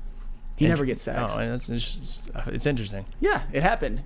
Awesome. It happened. And you're not going to give him any credit. A lot of you aren't going to give him any credit. No, I'll give him credit. He's a hell of a player. I just would like if he didn't, 2 plays he made resulted in 2 TDs, but regardless. Can we be fair, though, that the drive after the Lions had cut the lead to 10-6, Aiden Hutchinson got a big sack on Justin Fields, and then he got a big pressure to force a bad throw, and then the Lions went down and scored. So that drive was completely wrecked by Aiden Hutchinson, and he was obviously in the backfield a lot and wasn't always able to finish because obviously Justin Fields is very, very mobile, and in that game, I mean, you had no Lee McNeil, and that would absolutely help. I'm not saying that Aiden Hutchinson was... The reason I said A+ at the beginning is because even when he plays well and doesn't get a sack, all I hear about, and the Lions win, all I hear about is, oh my God, Aiden's a bum. Like against the New Orleans Saints, for example, when the defense didn't play that well overall, but Aiden Hutchinson led the entire NFL in pass rush win rate in a game in which the Lions won without Alex Anzalone, all I ever hear about is how Hutch is a bum and doesn't get sacks. He was all right, but he made a couple mistakes and he made some plays. He's got to be better. I think the thing with him, with Aiden, is that he's a guy that wants to produce so bad and wants to like make a play so bad that he just lost his head for a second and jumped off sides. It was bad. I'll admit it. It was bad. It was bad. And that's what, it's unfortunate that kind of overshadows the sack. Like, he got a sack and it was impactful, but people went into the game, they talk about the 2 plays Aiden made or did not make to result in TDs. But again, is Aiden the problem? No. We have this conversation. Clearly, Detroit needs help on their defensive line. It was nice to see Kamish finally get back into the sack column, another guy, because that's a dude that last year was a big part of kind of setting up things for Aiden. He's finally back making some plays. And J.O. too. J.O. is another one. Yeah, 100%. And I'll tell you what. I'm sure that John Kaminsky's sack counted, and you guys were pleasuring yourselves over Jerm's sack, but Aiden's one doesn't count. That's what you guys are going to say now. No, I'm feeling kind of feisty counts right now. It counts. I like this comment, though. Let's see if I can find it here. Kind of snuck away from me, but I thought you'd enjoy this one. Kind of comparing targets. Gritville says J-Mo has 3 TDs on 34 targets, plus 2 that were called back. Drake London has 6 TDs on 200 targets. Wake up. Drake London is going to have an 1,000-yard season after last year having over 800, almost 900. So stop it with that. But he also has 5 times the amount of targets, 6 times the amount of targets. But you guys are using it as a flex, like the flexes I used to give in the Planet Fitness ads about Jamison Williams' lack of targets. He doesn't have to do anything, and you guys are going to just like cuddle him up close to your teat at this point because he's Detroit's native son at this point. It's pathetic. I think people just see talent. That's all. All right. And they want a guy who's talented to get the football. Is that fair? But he's also put up numbers that are very, very comparable to what Charles Rogers was doing when he was healthy. How can you put up numbers if the targets aren't there? It all goes back to targets. Whether you can try and shape it all you want. It all goes back to targets. Can I ask you a serious question? Everybody in the chat, and I know we're gonna get back. Like, I know I'm not gonna keep this off the rails for too long. Are people actually gonna be upset or give him even the slightest bit of criticism if, say, he finishes the season with like 17 receptions for 250 yards? Yeah, or something with 30 like that? Targets, I would definitely not be upset. I mean, I'd be upset that he didn't get the football. That's what I'd be upset with. That is lunacy. He's the number 12 overall pick, and the guys drafted around him are going to have 1,000-yard seasons. So, Sam, it's not just the lack of targets, Sam. It's when he gets targets, things happen. Okay, fine. And so when J-Mo gets the football, things happen. Therefore, we want him to get the football more. So if he ends the season not as productive, not putting up the stats maybe you expect when they drafted him, and then you look at the targets and you're going, what the hell's going on? Yeah, it's going to piss a lot of people off. because typically when he touches the football, things happen. Every 8 targets is a TD. But it's not That's even just the going to numbers. be an indictment on Jamison Williams at all. Okay. He I can mean, do whatever when he you wants. play wide receiver, you got to get the football thrown to you. All And right? there's It's not also- like it's not like playing running back when the football you just take the football and make plays. He has to get thrown the football. That's how that works. And there's also never been a receiver in the history of humankind except for Jamison Williams that gets credit for not catching passes. That's all. There's going to be probably 30 to 35 receivers who have 1,000 yards this year, and you guys are going to discredit them. But yet, Jamison Williams, your native son, Jamison Williams. How do those guys get 1,000? Do they just get like 2 catches for 1,000? Like, how does that work, Sam? Could you explain that to me? Because at some point, you actually have to get... Fuck! I hate you guys today! You guys are the worst fans in fucking sports right now! Jamison Williams bots should be exterminated from the planet at this point! Go to hell! All right, let's go to break. I got my notes. I got everything I need. All right, let's go to break here. Oh my God. When we come back. And somebody brings up cherry rice!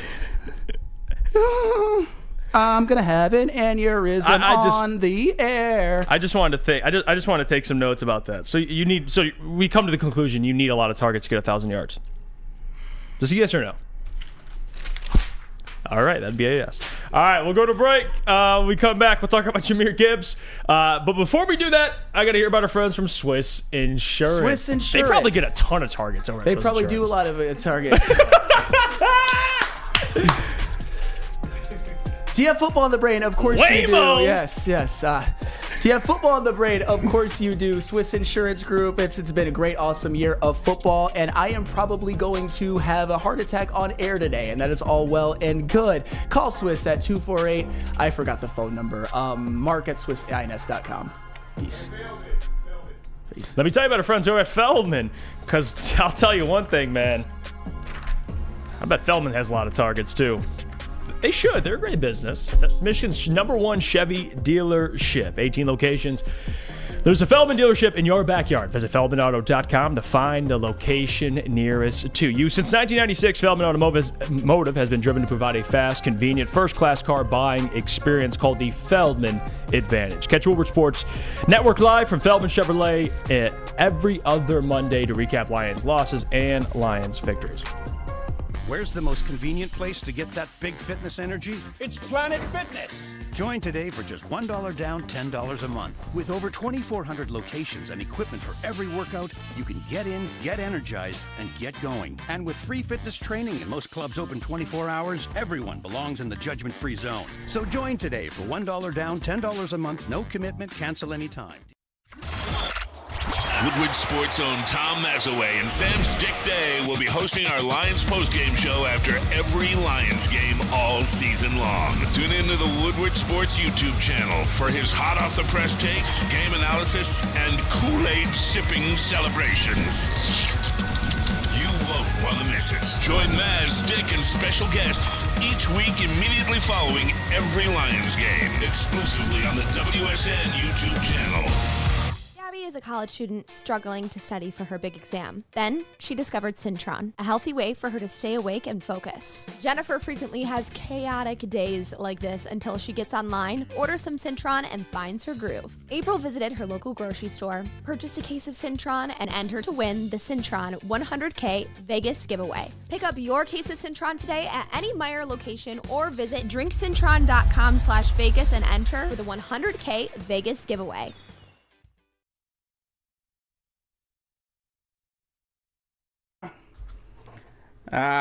Glorious Cannabis is dropping their new ice water bubble hash infused pre-roll called Honolulu Blue.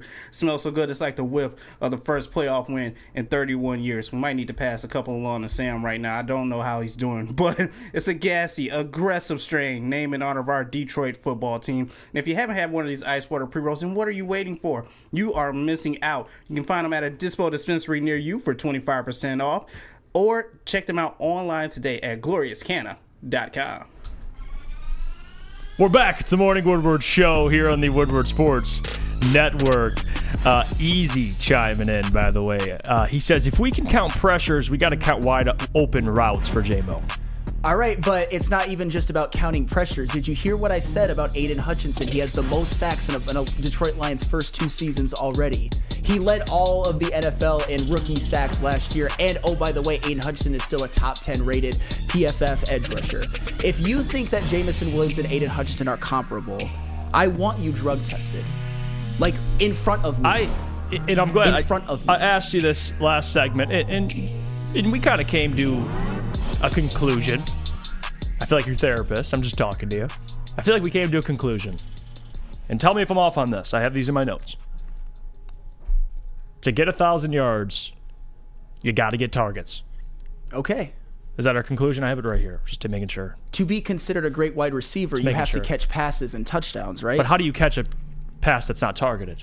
I'm just noting this down. You know what? I'm going to go back in time, and I'm going to go back to all of the wide receivers who are considered busts, and then say, they weren't actually a bust. It was just they don't get any targets. Troy Williamson, did he just not get any targets? And Mike Williams, Charles Rogers, did they just not get enough targets? That's all it was. Come on, guys.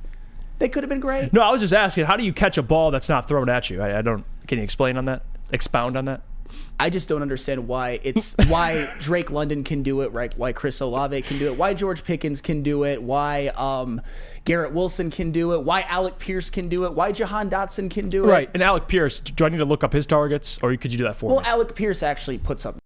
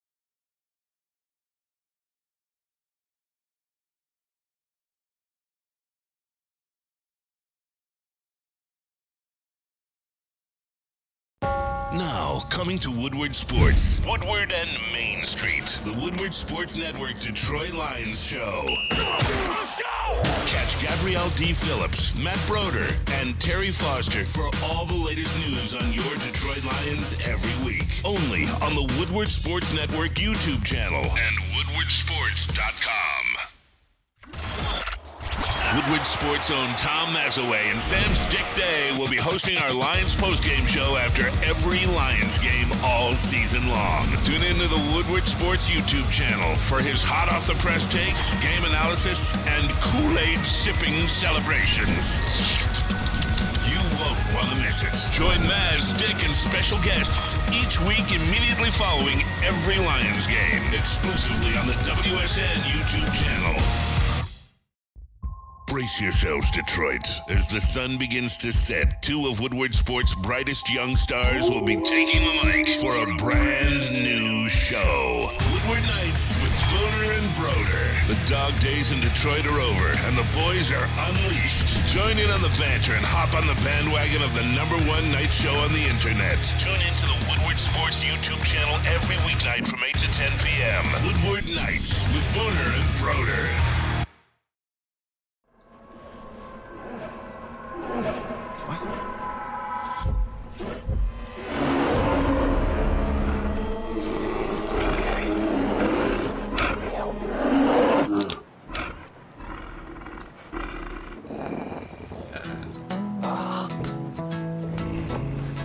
Oh, yeah.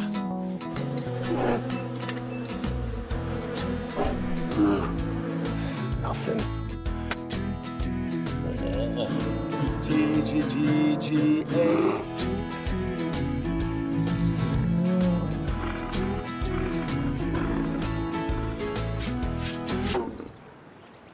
Oh, sorry. I forgot. There we go. Oh, cheers, buddy. Test 1 2 1 2. 1 2 1 2. Could the people hear me?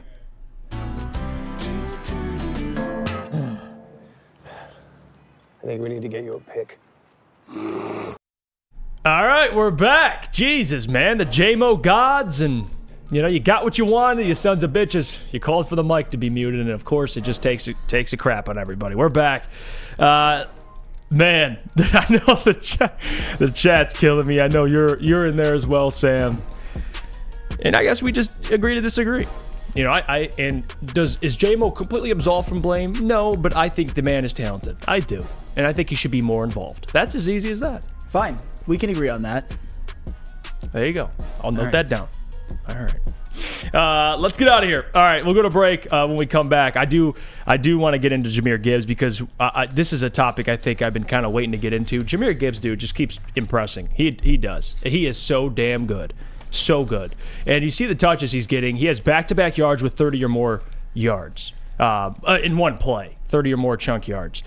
Had 36, I believe, a 36-yard run against the Bears, had a 36-yard run against the Saints. Jahmyr Gibbs is a stud, and we're going to talk about him. Or you know what? F a break. We ain't even going to break. You guys had to endure that little moment there. Let's just ride it out. Let's talk about Jahmyr Gibbs right now. Let's do it. Jahmyr Gibbs. Guys, I know it's hard to kind of measure him against the Bears because, again, they had to go away from the run game, and he only got 11 carries for 66 yards, and David Montgomery only got 10 carries. So, again, they want to establish the run. They weren't really able to do that against the Chicago Bears because the offense in the second half just completely laid an effing egg. But Jahmyr Gibbs, you look at what he's been doing this season, and the most impressive part, you go to yards in the NFL. Jahmyr Gibbs, as it stands at this very point, he is 18th in the NFL. But, again, this kind of goes back, and it's kind of related a little bit to, not targets, but in terms of touches. Jahmyr Gibbs, he has 128 touches. You go to all the guys above him that have more yards than him, they all have significantly more touches. 128 carries for Jahmyr Gibbs on the season. And you look at the guys who have, we'll just start with Josh Jacobs, 805, but he also has almost 100 more, over 100 more touches in the run game. So Jahmyr Gibbs is doing a lot with less. Yards per carry, he has 5.4 on the season. He's 18th in yards in terms of running backs. He has a higher yards per carry than anybody in front of him. Yep.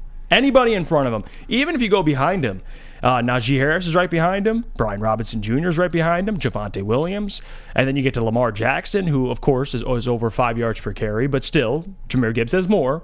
James Conner, Breece Hall, Jaylen Warren. Jaylen Warren's the only one who has more. He has 600 yards in the season. He has 5.6 yards per carry. Gibbs, he's doing a lot with less. And yards per carry, every time he touches the football, typically he goes for an explosive run. He showed that against the Bears, 36-yard run. Like I said, Saints, 36-yard run. Green Bay Packers, 23-yard run. Chargers, 35-yard run. Raiders, 27-yard run. Every game, death, taxes, and a big play from Jahmyr Gibbs. That's what it seems like. Yeah, Jahmyr Gibbs has, I would say, I think he's been better running the football than maybe even we expected. I kind of thought coming into the year, and I think a lot of us did, that he would be just as big of a threat in the passing game as he was in the running game, and that just hasn't been the case. Jahmyr Gibbs, I mean, I've said it before. I've said it on previous shows. I already think he's the best running back on the team. I already think he's a guy that could end up being the best running back in the league someday, and I know I've kind of had this argument a little bit with Booner about Jahmyr Gibbs versus Bijan Robinson. And what I always said was I think that they're both having spectacular seasons for rookies, and it's kind of a, how do you want it? What do you want? I mean, you mentioned it before that Jahmyr Gibbs, probably his most impressive stat is 5.4 yards per carry, and you brought it up earlier, but I'm just going to expound on that. In terms of running backs with over 100 carries, he's second in the NFL to Jaylen Warren. And also Jahmyr Gibbs has shown lately, after not finding the end zone for many, many weeks, he didn't find his first touchdown until the Ravens game. Jahmyr Gibbs all of a sudden seems to get a touchdown every single week. So yeah, Jahmyr Gibbs, he he could honestly get 1,000 this year on the ground. And I think that's something that we weren't even expecting from him as fans. But as somebody who's drafted that high, the number 12 overall pick, at some point, you're going to need to be one of the best running backs in the league, maybe the best running back in the league. And I really believe he has that potential. I have been incredibly impressed with what he's done this year. I just wish in the game against the Bears, the last one, they kind of went away from the run. I wish they would have kept it going a little bit more, both with him and David Montgomery. But Jahmyr Gibbs is one half of the best backfield in the NFL, and I think he's even the better player than David Montgomery. No disrespect to D-Mont. I just been very impressed with Jahmyr Gibbs. Well, it's tough because, I mean, technically, Dave Montgomery has more TDs and more carries. So he's better, right? That's how that works? No. Oh, so touches matter? I want to make sure. Okay. Wait a minute. Jahmyr Gibbs it might get 1,000 yards.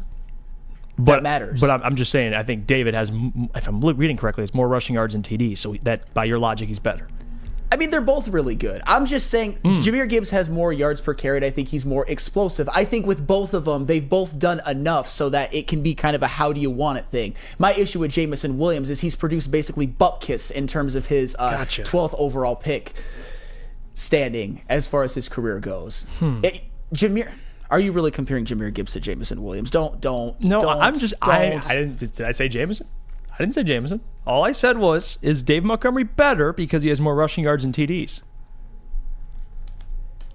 That's how you measure running backs, correct? Yeah. But you don't measure wide receivers on yards or catches or touchdowns. It's the times he's gotten open. And by the way, I want to respond to this with Cody Ingle. And this isn't.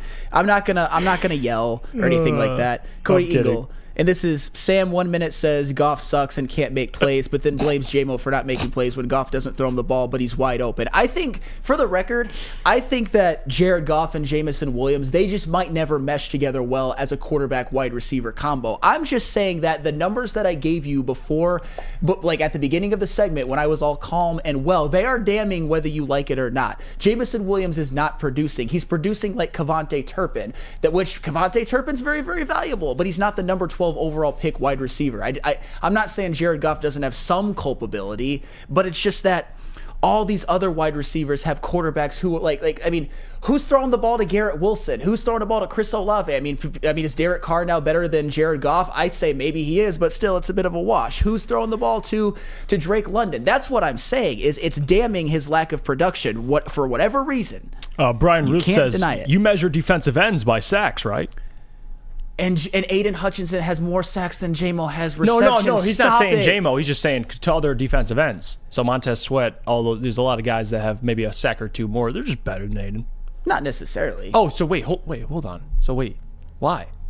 Because of everything else Aiden Hutchinson brings to the table. But he actually puts up numbers. He puts up tackles for loss. He puts up pressures. He puts up hits. And by the way, I might be poking the bear a little bit. Jahmyr Gibbs, I do believe, I'll be consistent. He needs more touches. He needs more in the passing game. Would like him to get a little more carries. Now, you want him to be fully healthy and fully ready to go for the playoffs. And I don't think giving this man over 15 carries is the right thing to do. I think what they're doing now with him is perfect.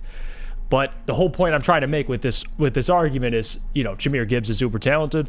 You get him more touches, maybe things happen. That's what this whole day has kind of been about with these arguments. Now, I'm not saying J-Mo and Jahmyr are directly comparable, but what I am saying is when you see a talented player, you utilize him more. And Jahmyr Gibbs is kind of starting to take strides more than I even thought he would. He's been a damn good player. We can agree with that. So I am kidding. I think he has a higher upside than David Montgomery. I do. Sure. I think he can be the best back in the league within the next couple of years. I really do. And I've been consistent about that ever since the Raiders game. Even if he doesn't get 1,000 yards, right? Just because you see the potential. No, eventually you have to get 1,000 yards to be the best running back in the league. No, I'm saying this rookie year. He's still going to have a good season. Oh, yeah, 100% he will. Yeah. Okay. He may or may not get 1,000 this year, but I think he'll get 1,000 for multiple years to come as time goes on. I'll take it. People kind of chiming in now in the chat. I do want to get to some of these.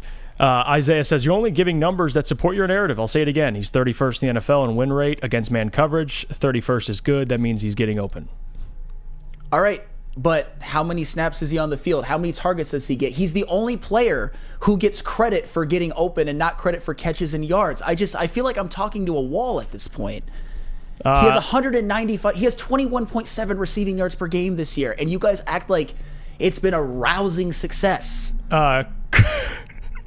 Cody Ingle says Jeff is cooking a 5-course meal. Let's see this comment here. Scott Lofton, couldn't quarterback pressures be compared to downfield blocks by receivers?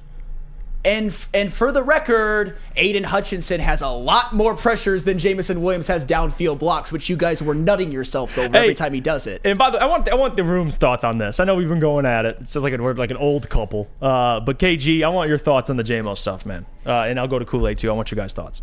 I mean, it's to your point, Jeff. It's simple math. You can't get you in order to get the yardage, you need the targets. Just point blank. Period. To me, it's a simple argument. I'm on Jeff's side with this one. What you think, Kool-Aid? Yeah, I want to see him get the targets, man. Like, I understand where Sam is coming from as it relates to the stats aren't there, and if he was, I guess your argument is if he was that guy, he would be getting the targets, or are you saying that Jared Goff is just not the quarterback to get it to him?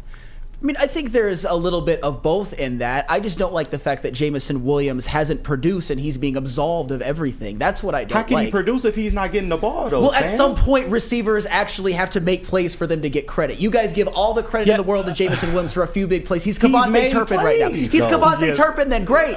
He's Kevontae Turpin. Kevontae Turpin's valuable. His first 2 plays are a touchdown and a damn 40-yard end around. Like, that's those first 2 plays in the league. He played 6 games last year, and in 5 of those games, he had 0 receptions for 0 yards, and in one of those plays, he had a carry. Congratulations. He had 82 total yards last year, and people are beating their meat under the table about it. It's Isn't ridiculous. it weird in 6 games he got 9 targets? Isn't that weird? If he was so good, maybe he would get more targets. Whoa! Okay, so now you got to be good to get targets. Okay. Yeah, that's where I was getting at. That's why I asked that question. Which again, yes, good receivers get a lot of targets, but the thing is, it's not like JMO has done squat with the targets he's gotten. Our argument is a touchdown every 8 targets. You'd think that guy should get more targets, no? He probably should, but why can I keep saying this? Why can all of the best receivers in the NFL get targets and make plays and Jamison Williams can't? Everyone can. People on his own team. Is Khalif Raymond better? He is right now.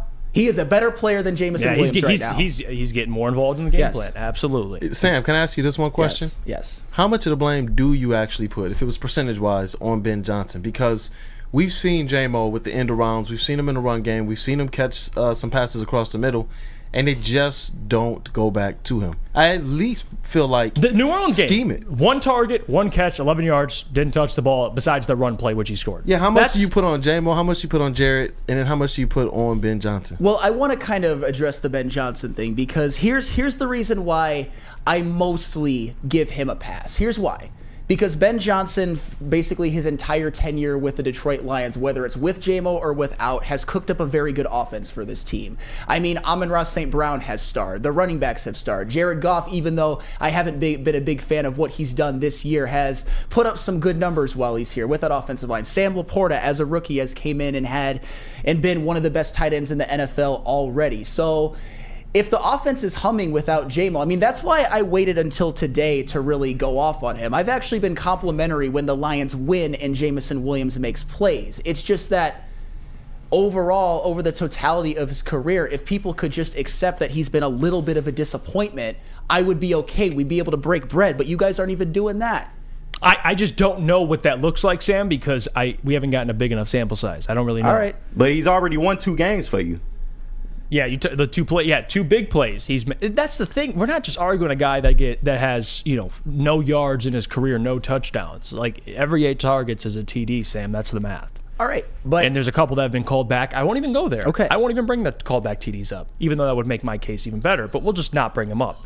A TD every 8 targets. All right, and for the record, you do realize that Amon-Ra gets like 8 targets a game. Jamison Williams, for the record, to your point, Ken, he has been impactful in terms of winning. He has in a couple of games, but so has everybody else. And I don't want to. You are right. This offense, there's a lot of mouths to feed. Yes, that is fair. I just don't think Jared Goff, at the end of the day, his play style fits J-Mo. And I actually would agree with that for the most part. But I don't think they have good chemistry. And that is fair. That they're like good together. And that is fair. Yes. But also I would argue, well, does all J-Mo's routes have to be deep shots? Because he caught an 11-yard ball against the Saints and didn't get another target. Can he not get besides a bubble screen, which usually gets blown up? Can we have this man run a 10-yard out route or even a slant, get him the football, a deep post? I mean, we can run different things. I mean, get his route tree a little opened up. History will show when it comes to his time at Alabama that he runs a fuller route tree than maybe they're giving him with Detroit. I'm just saying that at some point when you don't produce, it has to be on you. If you put up these, if Jameson Williams continues to put up the numbers that he's put up, he's 100% a bust. Can he turn it around? Absolutely he can. It's just at this point right now, he has not been a number 12 overall pick, not even close. But you're going off, the stat sheet. The stats aren't there. He's a bust. For me, if you're a bust, I have to see, okay, this guy can't play. This guy can't play. You can't say that against you. There's no argument for that for J-Mo. He can't play. But at some point, you have to produce. But you would agree, though, if you're looking at a wide receiver and you're saying that guy's a bust, you're like, well, he can't play. Quentin Johnston, he's getting targets. It's looking rough for him. Quentin Johnston's had a better season than Jameson Williams at this point by the numbers. But my point is, when you look at a wide receiver, you're like, that guy can't play. When Jameson Williams gets targets, plays happen. That's why the bust thing, I'm not, because a bust, he's clearly talented. A touchdown every 8 targets. So we can't just you're going to go off the stat sheet and call him a bust. Okay, fine. I like to look at the player and say, does this guy stink? Clearly he doesn't stink. Here's where we can break bread a little bit. I think both things can be true.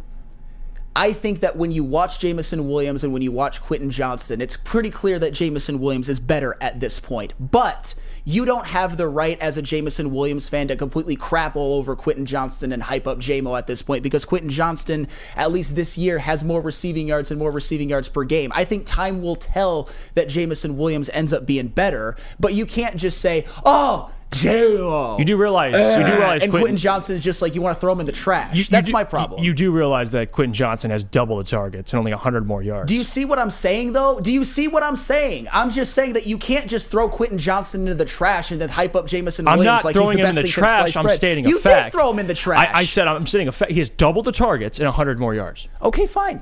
I've said that Quentin Johnston isn't as good when you look at the eye test as Jameson Williams, but with Jameson Williams, also has 1 TD, by there is no demand for him to produce. There's no demand for him to produce. There's a demand, but there's also a demand to get him targets. Get him involved. You guys are doing like a room circle jerk and a chat circle jerk over Jameson Williams. You do this every day. I saw it yesterday on every single show. It's 0% Jameson Williams' fault. Why do you come at me when I say I demand Aiden to get sacks then?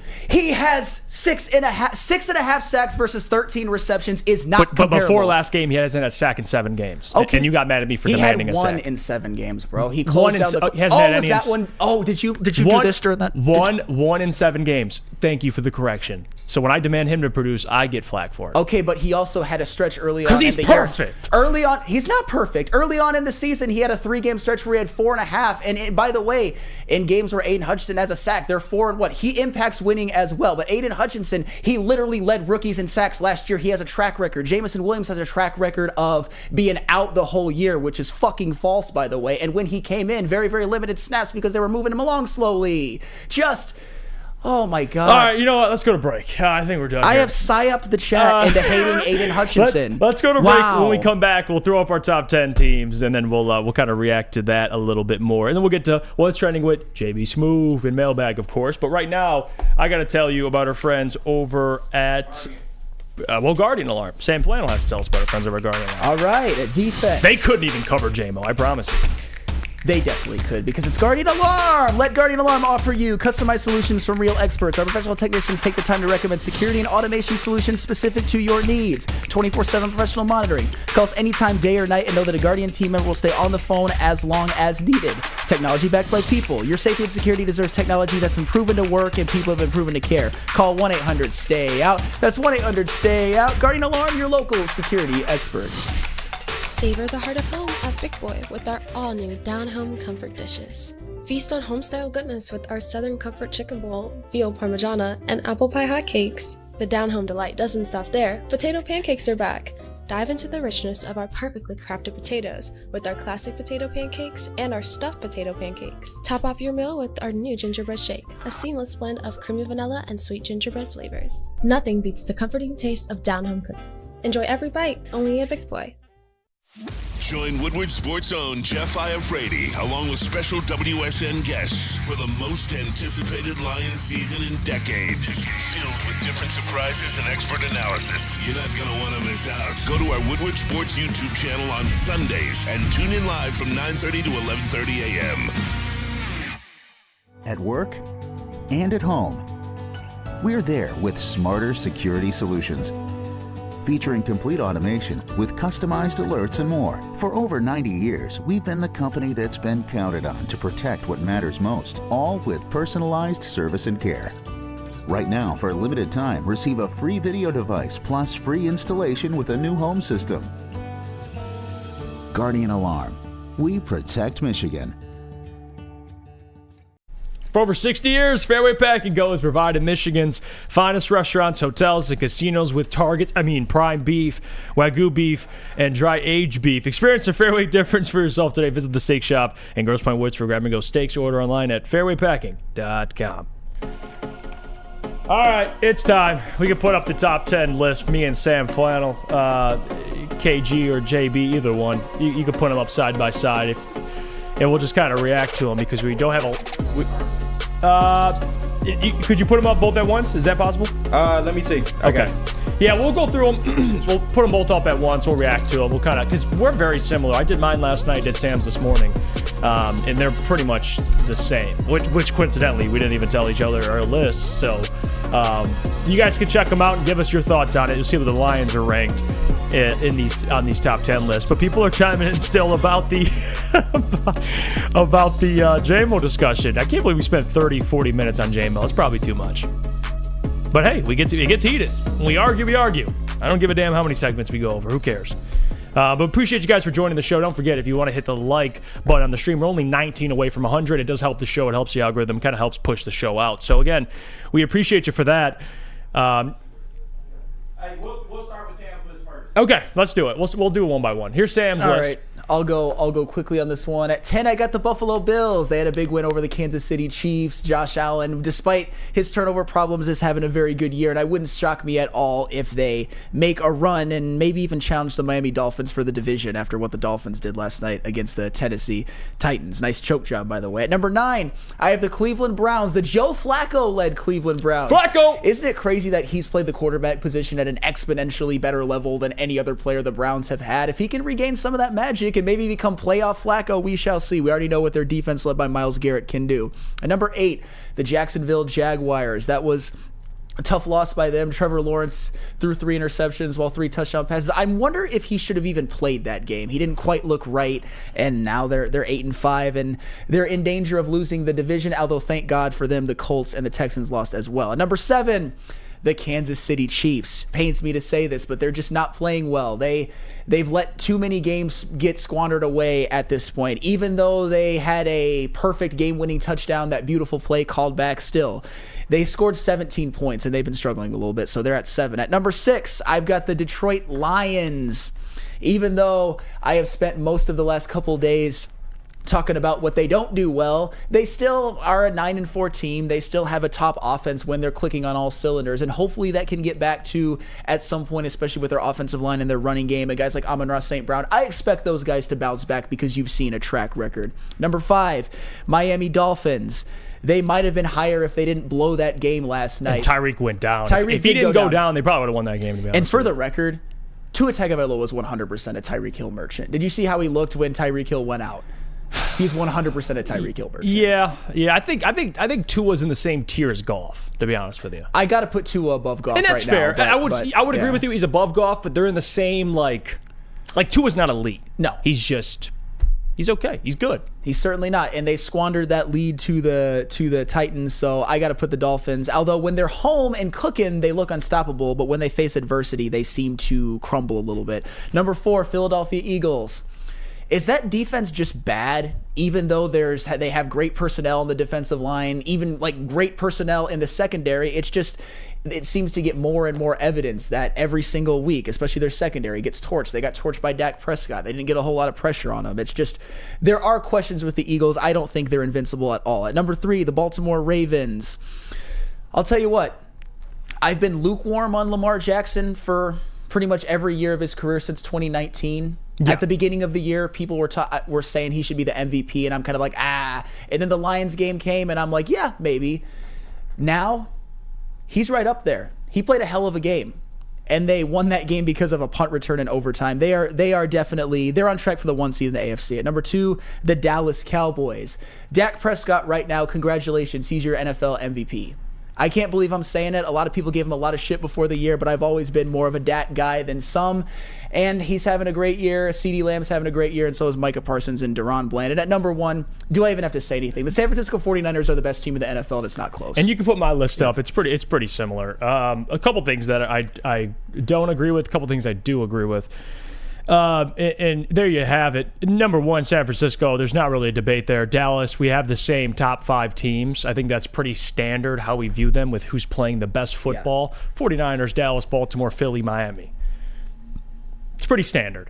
I do have Kansas City above the Detroit Lions because if you watch that game, if Kadarius Toney isn't lined up off sides, they win the game. So yeah, like they'd be, at that point 9-4, and they would have beaten a better team, and the Lions just lost to the Bears. So at this point, I do believe the Chiefs are better. I know they're struggling, but hey, so have the Lions. They've lost 2 of 3, so we can't really, you can't talk all that issue to the Chiefs right now at this point. Jacksonville Jaguars at 8. I do have the Denver Broncos at 9. I do. I think the Denver Broncos deserve to be in the top 10. They're playing good. They've beaten a lot of teams in the top 10. Your top 10 teams, they beat the Bills, the Chiefs. They've beaten the Browns. I know without Joe Flacco, but still, they've beaten the Browns. I think the Denver Broncos, despite not having as good of a record as the Browns, they're playing better. The Browns, Joe Flacco, listen, he's balling, dude. I don't understand it. I don't get it. Came right off his couch, and he looks really good. So the Browns, I think, with Joe Flacco are respectable. So that's my top 10 list. There you have it. I know we didn't have a ton of time, but let's get into what's trending with JB Smooth, and then at 9:50 we're going to take a call from Klotz. We'll check in with Klotz here. We'll see what he's up to. But let's go to break here. Before we do that, Sam, could you tell us about our friends at Dispo? Because maybe you could indulge in some of it. Yeah. Maybe I should actually indulge at some point. All right, Dispo. I don't have it in front of me, but I will try to do the best off the dome. They're having this Christmas extravaganza. Come see Santa. They're giving stuff away. We'll be there Friday. We will be there Friday for Dispo. They're your local cannabis plug. They are the best dispensary that I've ever been to. The best compliment I can give is that I don't even partake, and I love going there every single time. We'll see you Friday. We'll be doing a show, and just come visit their Christmas extravaganza and come get some of their best products, and you might even get to meet Jeff Iafrate, the star of that wonderful commercial, Dispo Romeo. Brace yourselves, Detroit. As the sun begins to set, 2 of Woodward Sports' brightest young stars will be taking the mic for a brand new show. Woodward Nights with Booner and Broder. The dog days in Detroit are over, and the boys are unleashed. Join in on the banter and hop on the bandwagon of the #1 night show on the internet. Tune into the Woodward Sports YouTube channel every weeknight from 8 to 10 p.m. Woodward Nights with Booner and Broder. Where's the most convenient place to get that big fitness energy? It's Planet Fitness. Join today for just $1 down, $10 a month. With over 2,400 locations and equipment for every workout, you can get in, get energized, and get going. And with free fitness training and most clubs open 24 hours, everyone belongs in the judgment-free zone. So join today for $1 down, $10 a month, no commitment, cancel anytime. Join Woodward Sports' own Jeff Iafrate, along with special WSN guests for the most anticipated Lions season in decades. Filled with different surprises and expert analysis. You're not going to want to miss out. Go to our Woodward Sports YouTube channel on Sundays and tune in live from 9:30 to 11:30 a.m.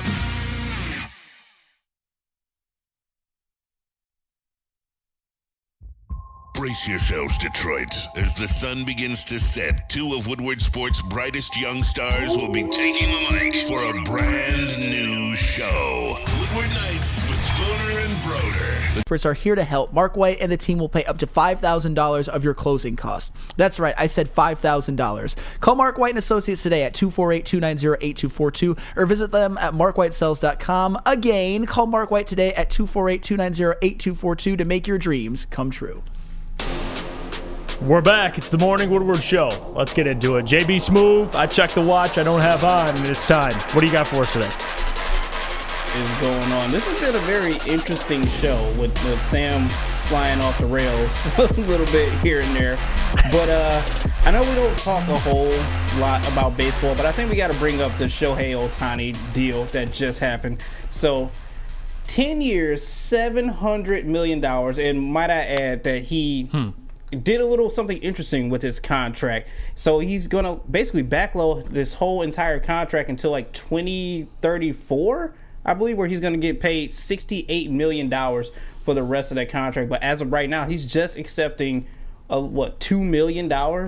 So I broke it down basically of how much it would have been. $70 million per year. $5.83 million a month, $1.45 million a week, $270K a day, $8,630 an hour, $143 a minute, and $2.39 a second. Might I add, guys, we are in the wrong field. We need to be playing baseball. That's all I got to say about Shohei, that. didn't he defer a lot of it too to like post his post playing career, which is honestly very smart. It's a very smart move for this guy. If you think about it, I mean, I know we have, at least with Shohei, you defer it because California tax, it's so expensive. If he gets a lot of that money, they're going to take a lot of that money. If you defer it, let's say he goes and moves his residency over to Florida. That's what I was thinking too. That man, no state tax. Like I like it. That's generational wealth right there. And that's what he wanted, and the Dodgers gave it to him. He knows something. It's so funny, JB. You're like, we were in the wrong field. We should have been baseball players. Well, there's only one Shohei Ohtani, though. I get what you're saying. But Shohei Ohtani is, to me, already the best baseball player that I've ever seen with my own eyes. With what he can do, with his hitting and his pitching, there's nobody like him in the history of baseball. And it's unfortunate, though, because this year he is coming off of Tommy John. I don't think he's going to pitch at all. But hopefully, I would like to see this man finish his career with the type of astronomical numbers that we'll never see again and haven't seen since. He kind of already has. I mean, last year he basically had, for large portions, an MVP level season just with hitting and a Cy Young level season just with pitching. He's one of one. Yeah, unreal. Best athlete on planet Earth for me.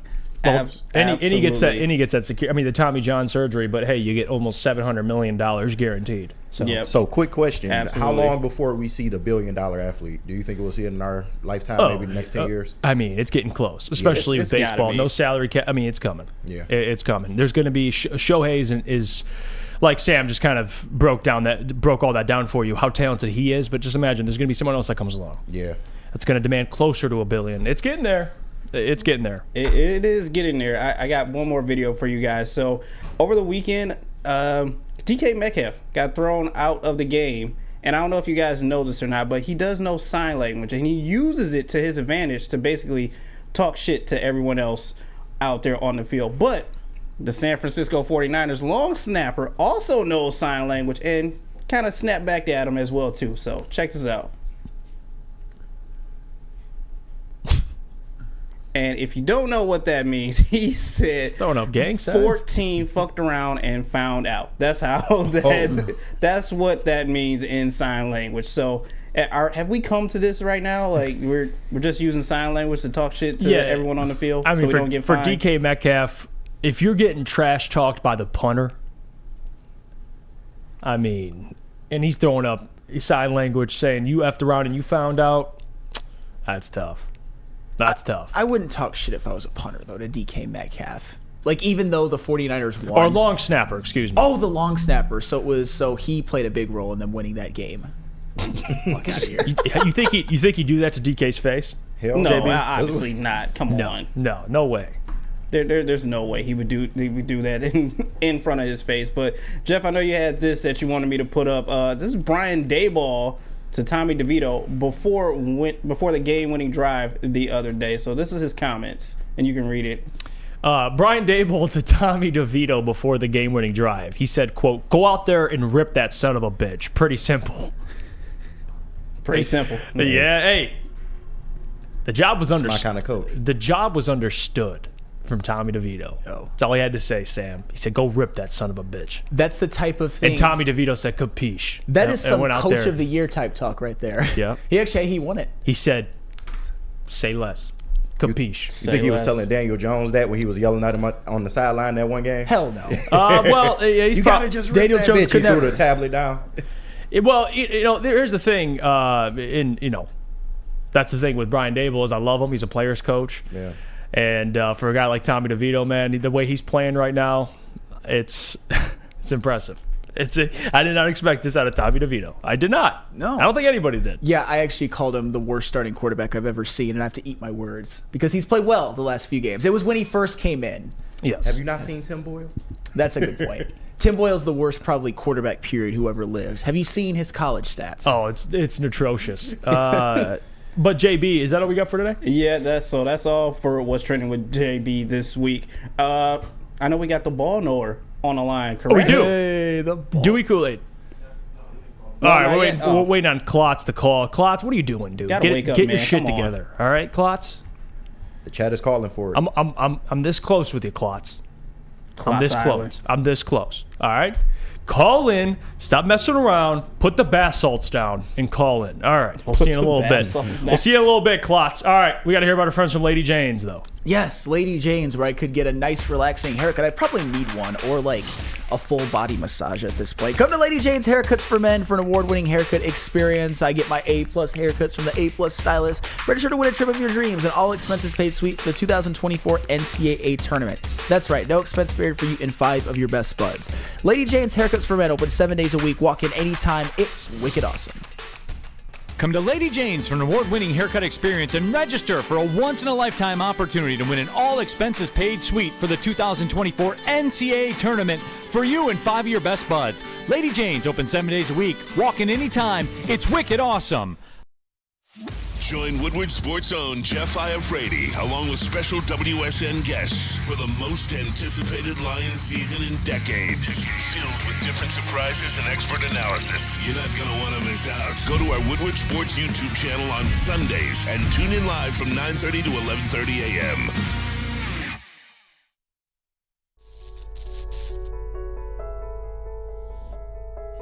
We've just received word. The world's cannabis supply has vanished. The public is outraged and has taken to the streets in response to this tragedy. The individual responsible acted alone, and we can only hope they will make things right soon.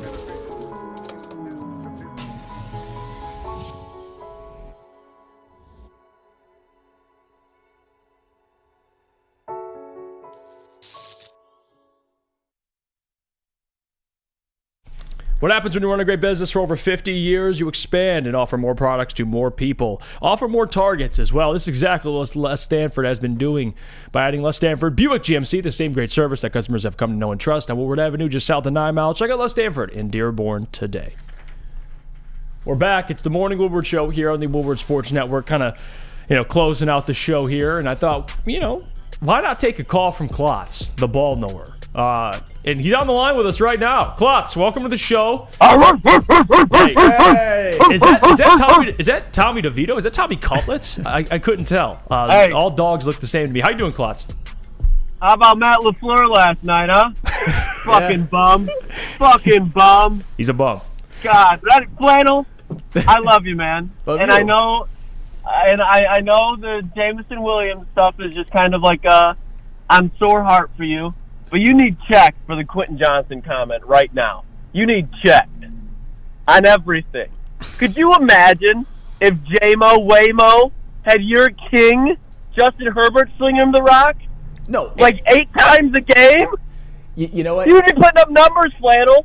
Lucas, I agree with you on that one. What I said earlier, and So what are we doing here? And this, I really do believe that I have a leg to stand on this, whether you guys believe so or not. Obviously, Jameson Williams, when you watch them play, he does look like the better wide receiver. But doesn't it say something about Jameson Williams that Quentin Johnston has like almost twice the receiving yards this season?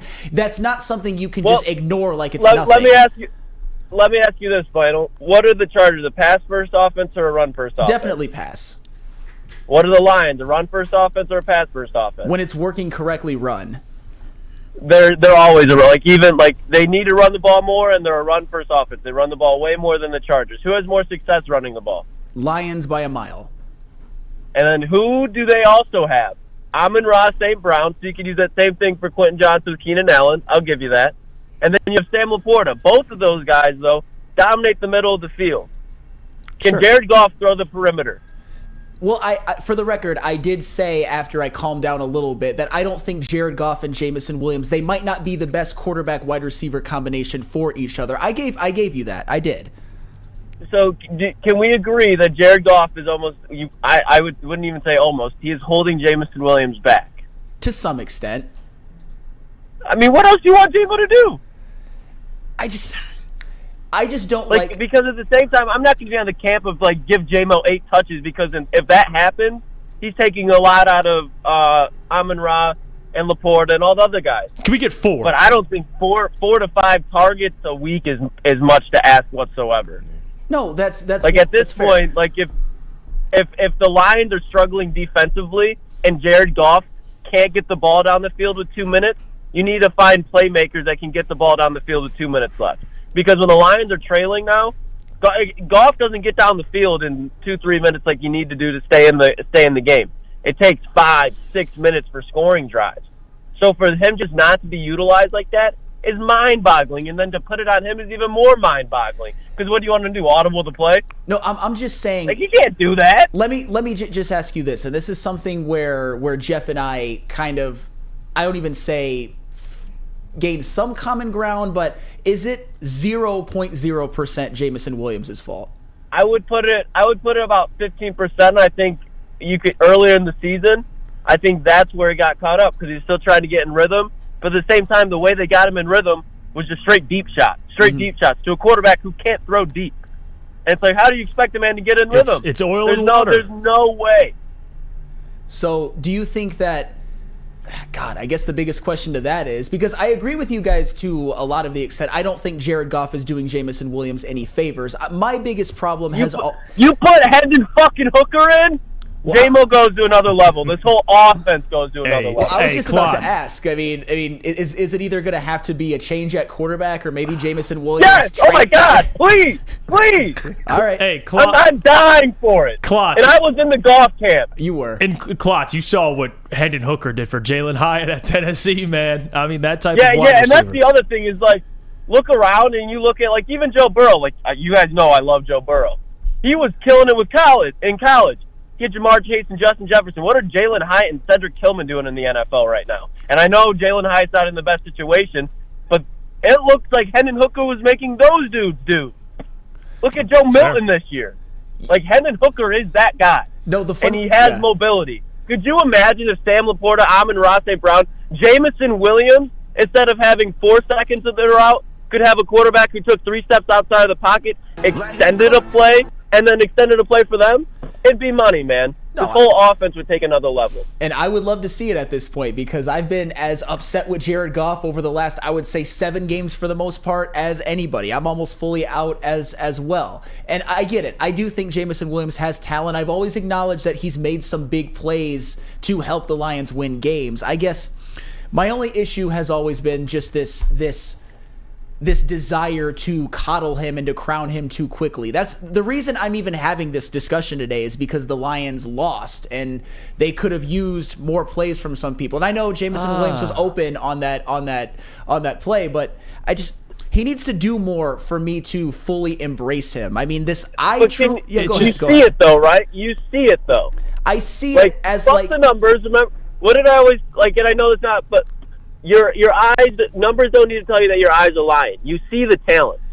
So there's probably something with those numbers that just isn't adding up, and that thing that isn't adding up is Jared Goff. But all I've seen... No, I'm sorry. I didn't mean to cut you off. All I've seen so far is... the only thing I wanted to say is just it can't be Ben Johnson either, because Ben Johnson's dealing with the same problem that Jameson Williams is. He can't throw the ball deep. He can't go out there and make Jared Goff throw a perfect spiral for 40 yards at the bare minimum. He's throwing a duck for 35 to the goddamn sideline 3 yards behind him. No, sure. And the argument that I used earlier, I think Kool-Aid had brought up Ben Johnson, is that Ben Johnson, the reason why I mostly give him a pass with this is because whether Jameson Williams is there or not, this Lions offense has been near the top of the league pretty much ever since the end of 2021 even, and that is in large part due to Ben Johnson. But do you see, though, where me and Lucas are coming from with our argument? Because you'll agree this is where you're kind of contradicting yourself a little bit because you'll agree that he needs more targets, but then you want him to make more plays. How does the two, they don't coincide? You need targets to make plays. I guess so that you see where it's kind of contradicting a little bit. I understand. And the other thing I will say is if Taylor Decker makes half of an effort on the block against Tremaine Edmonds yesterday, Jamison Williams is walking in for another touchdown. Taylor Decker was abysmal yesterday. He was 100,000%, and I will agree with that. I guess the one thing where I really still clash with the chat and with pretty much everybody at Woodward Sports, even and you, Lucas, is just that he hasn't. The numbers that I gave at the beginning about how there's 23 rookies this season who have more receiving yards than Jamison Williams, and guys who were drafted near him like Chris Olave, he's working on his second 1,000-yard year. And I get Jamison Williams was hurt, but I'm talking about just this year. Drake London's working on 1,000. George Pickens is working on 1,000. And that's where it's like all those guys and all of those guys are in worse quarterback situations. I'll give you that. But all those guys are the wide receiver ones, and those guys, I'll put out there, George Pickens might be better than Jamison Williams. Chris Olave, I will definitely say is better than Jamison Williams. But that doesn't mean that takes away from J-Mo, if that makes sense. Just because somebody is succeeding in a different position doesn't mean that guy that's in the different position now sucks. Jamison Williams is arguably the third target and a wide receiver that is trying to find himself into a spot, and that's not really his fault right now. Because at the end of the day, when he's getting on the field, he's doing what he's asked. And that's all he can do. He's controlling what he can control. That's all you can ask him to do. If he's going out there and just putting up eggs, if he was doing like what Quentin Johnston's doing right now, where, he just had a huge catch last week, but he's blown 2 or 3 games prior to that, then I'd be like, what the fuck are we doing here? No, and I get it. Let me just ask one question. I know we're about to we're out of time, but what would it take? And Jeff, you can answer this as well. What would it take for you guys to actually be worried about Jamison Williams and to maybe think, man, maybe this guy isn't what we thought that he would be? What would it take? If Amon-Ra went down for a significant amount of time and then he looked like Quentin Johnston, because at that point I would expect Laporta, honestly, to be the main. If we're talking about Goff at quarterback, I would expect Laporta to be the main target guy, but then you'd have to lean on Jamison at some point. Obviously, he's your most talented wide receiver. Mm-hmm. So there's going to be a point, whether it's Amon-Ra, Josh Reynolds, somebody's going to come down with an injury at some point. It's football. It's the NFL. It's the way shit happens. Jamison eventually is going to get his time to be on the field every play. Whether it's next year, this year at some point, it's going to happen. That's when I think you can fully judge J-Mo, because they didn't take him at 12 to sit him on the bench the whole time. Now, honestly, what they could be doing is just building his chemistry with Hendon, and then just letting him rip when Hendon comes out. Because that's a whole other element of their offense that the NFL has not seen yet. You know what I mean? But Klotz, it's also frustrating because you mentioned him on the bench. He's not even on the bench. He played 58% of the snaps. You know what I mean? That's why it's frustrating, is even if he is out there, let's say a Josh Reynolds goes down, he'll be out there a lot more. But the question is, Lucas, is he going to get targeted? Yeah, I mean, that's true, but a lot of times, they even did the thing with last year is when people it drives me crazy when people bring up his snaps last year. Every time he was out there, they were in the I formation, and he was on there and running down. And a lot of times now he's out there, it's a run play, and obviously, you're not taking that away from him, but I'm talking about, as a feature weapon. And there's got to be a point where they do that. If not, then that's just on them for not executing on a draft pick. Because I'd hate to see the dude traded. If he's traded to a quarterback that has an arm, he's going to be a problem in the NFL. Yeah, I 100% agree with you, Lucas. I think right now the Lions are missing a wide receiver 2. They're missing that. And they have one. They have one. Absolutely. Appreciate you, Lucas. You're the man. Ball knower, certified ball knower. Klotz calling the show. We'll try to do this more often. Lucas. Love you, Klotz. Thanks for calling, bro. Take care. We'll get out of here. Appreciate you guys for joining the show. Don't forget the rest of the programming on Woodward Sports. Big D Energy, 11 to 1. Of course, Ermanni and Edwards with Maz, 2 to 4. Heavyweights, 5 to 7. And Woodward Nights, 8 p.m. to 10 p.m. It's the Morning Woodward Show. Thank you. Jeff Iafrate, Sam Flannel, Detroit Kool-Aid, KG. Of course, JB holding it down with us. We appreciate you guys. Take care. Have a blessed day. We'll see you tomorrow.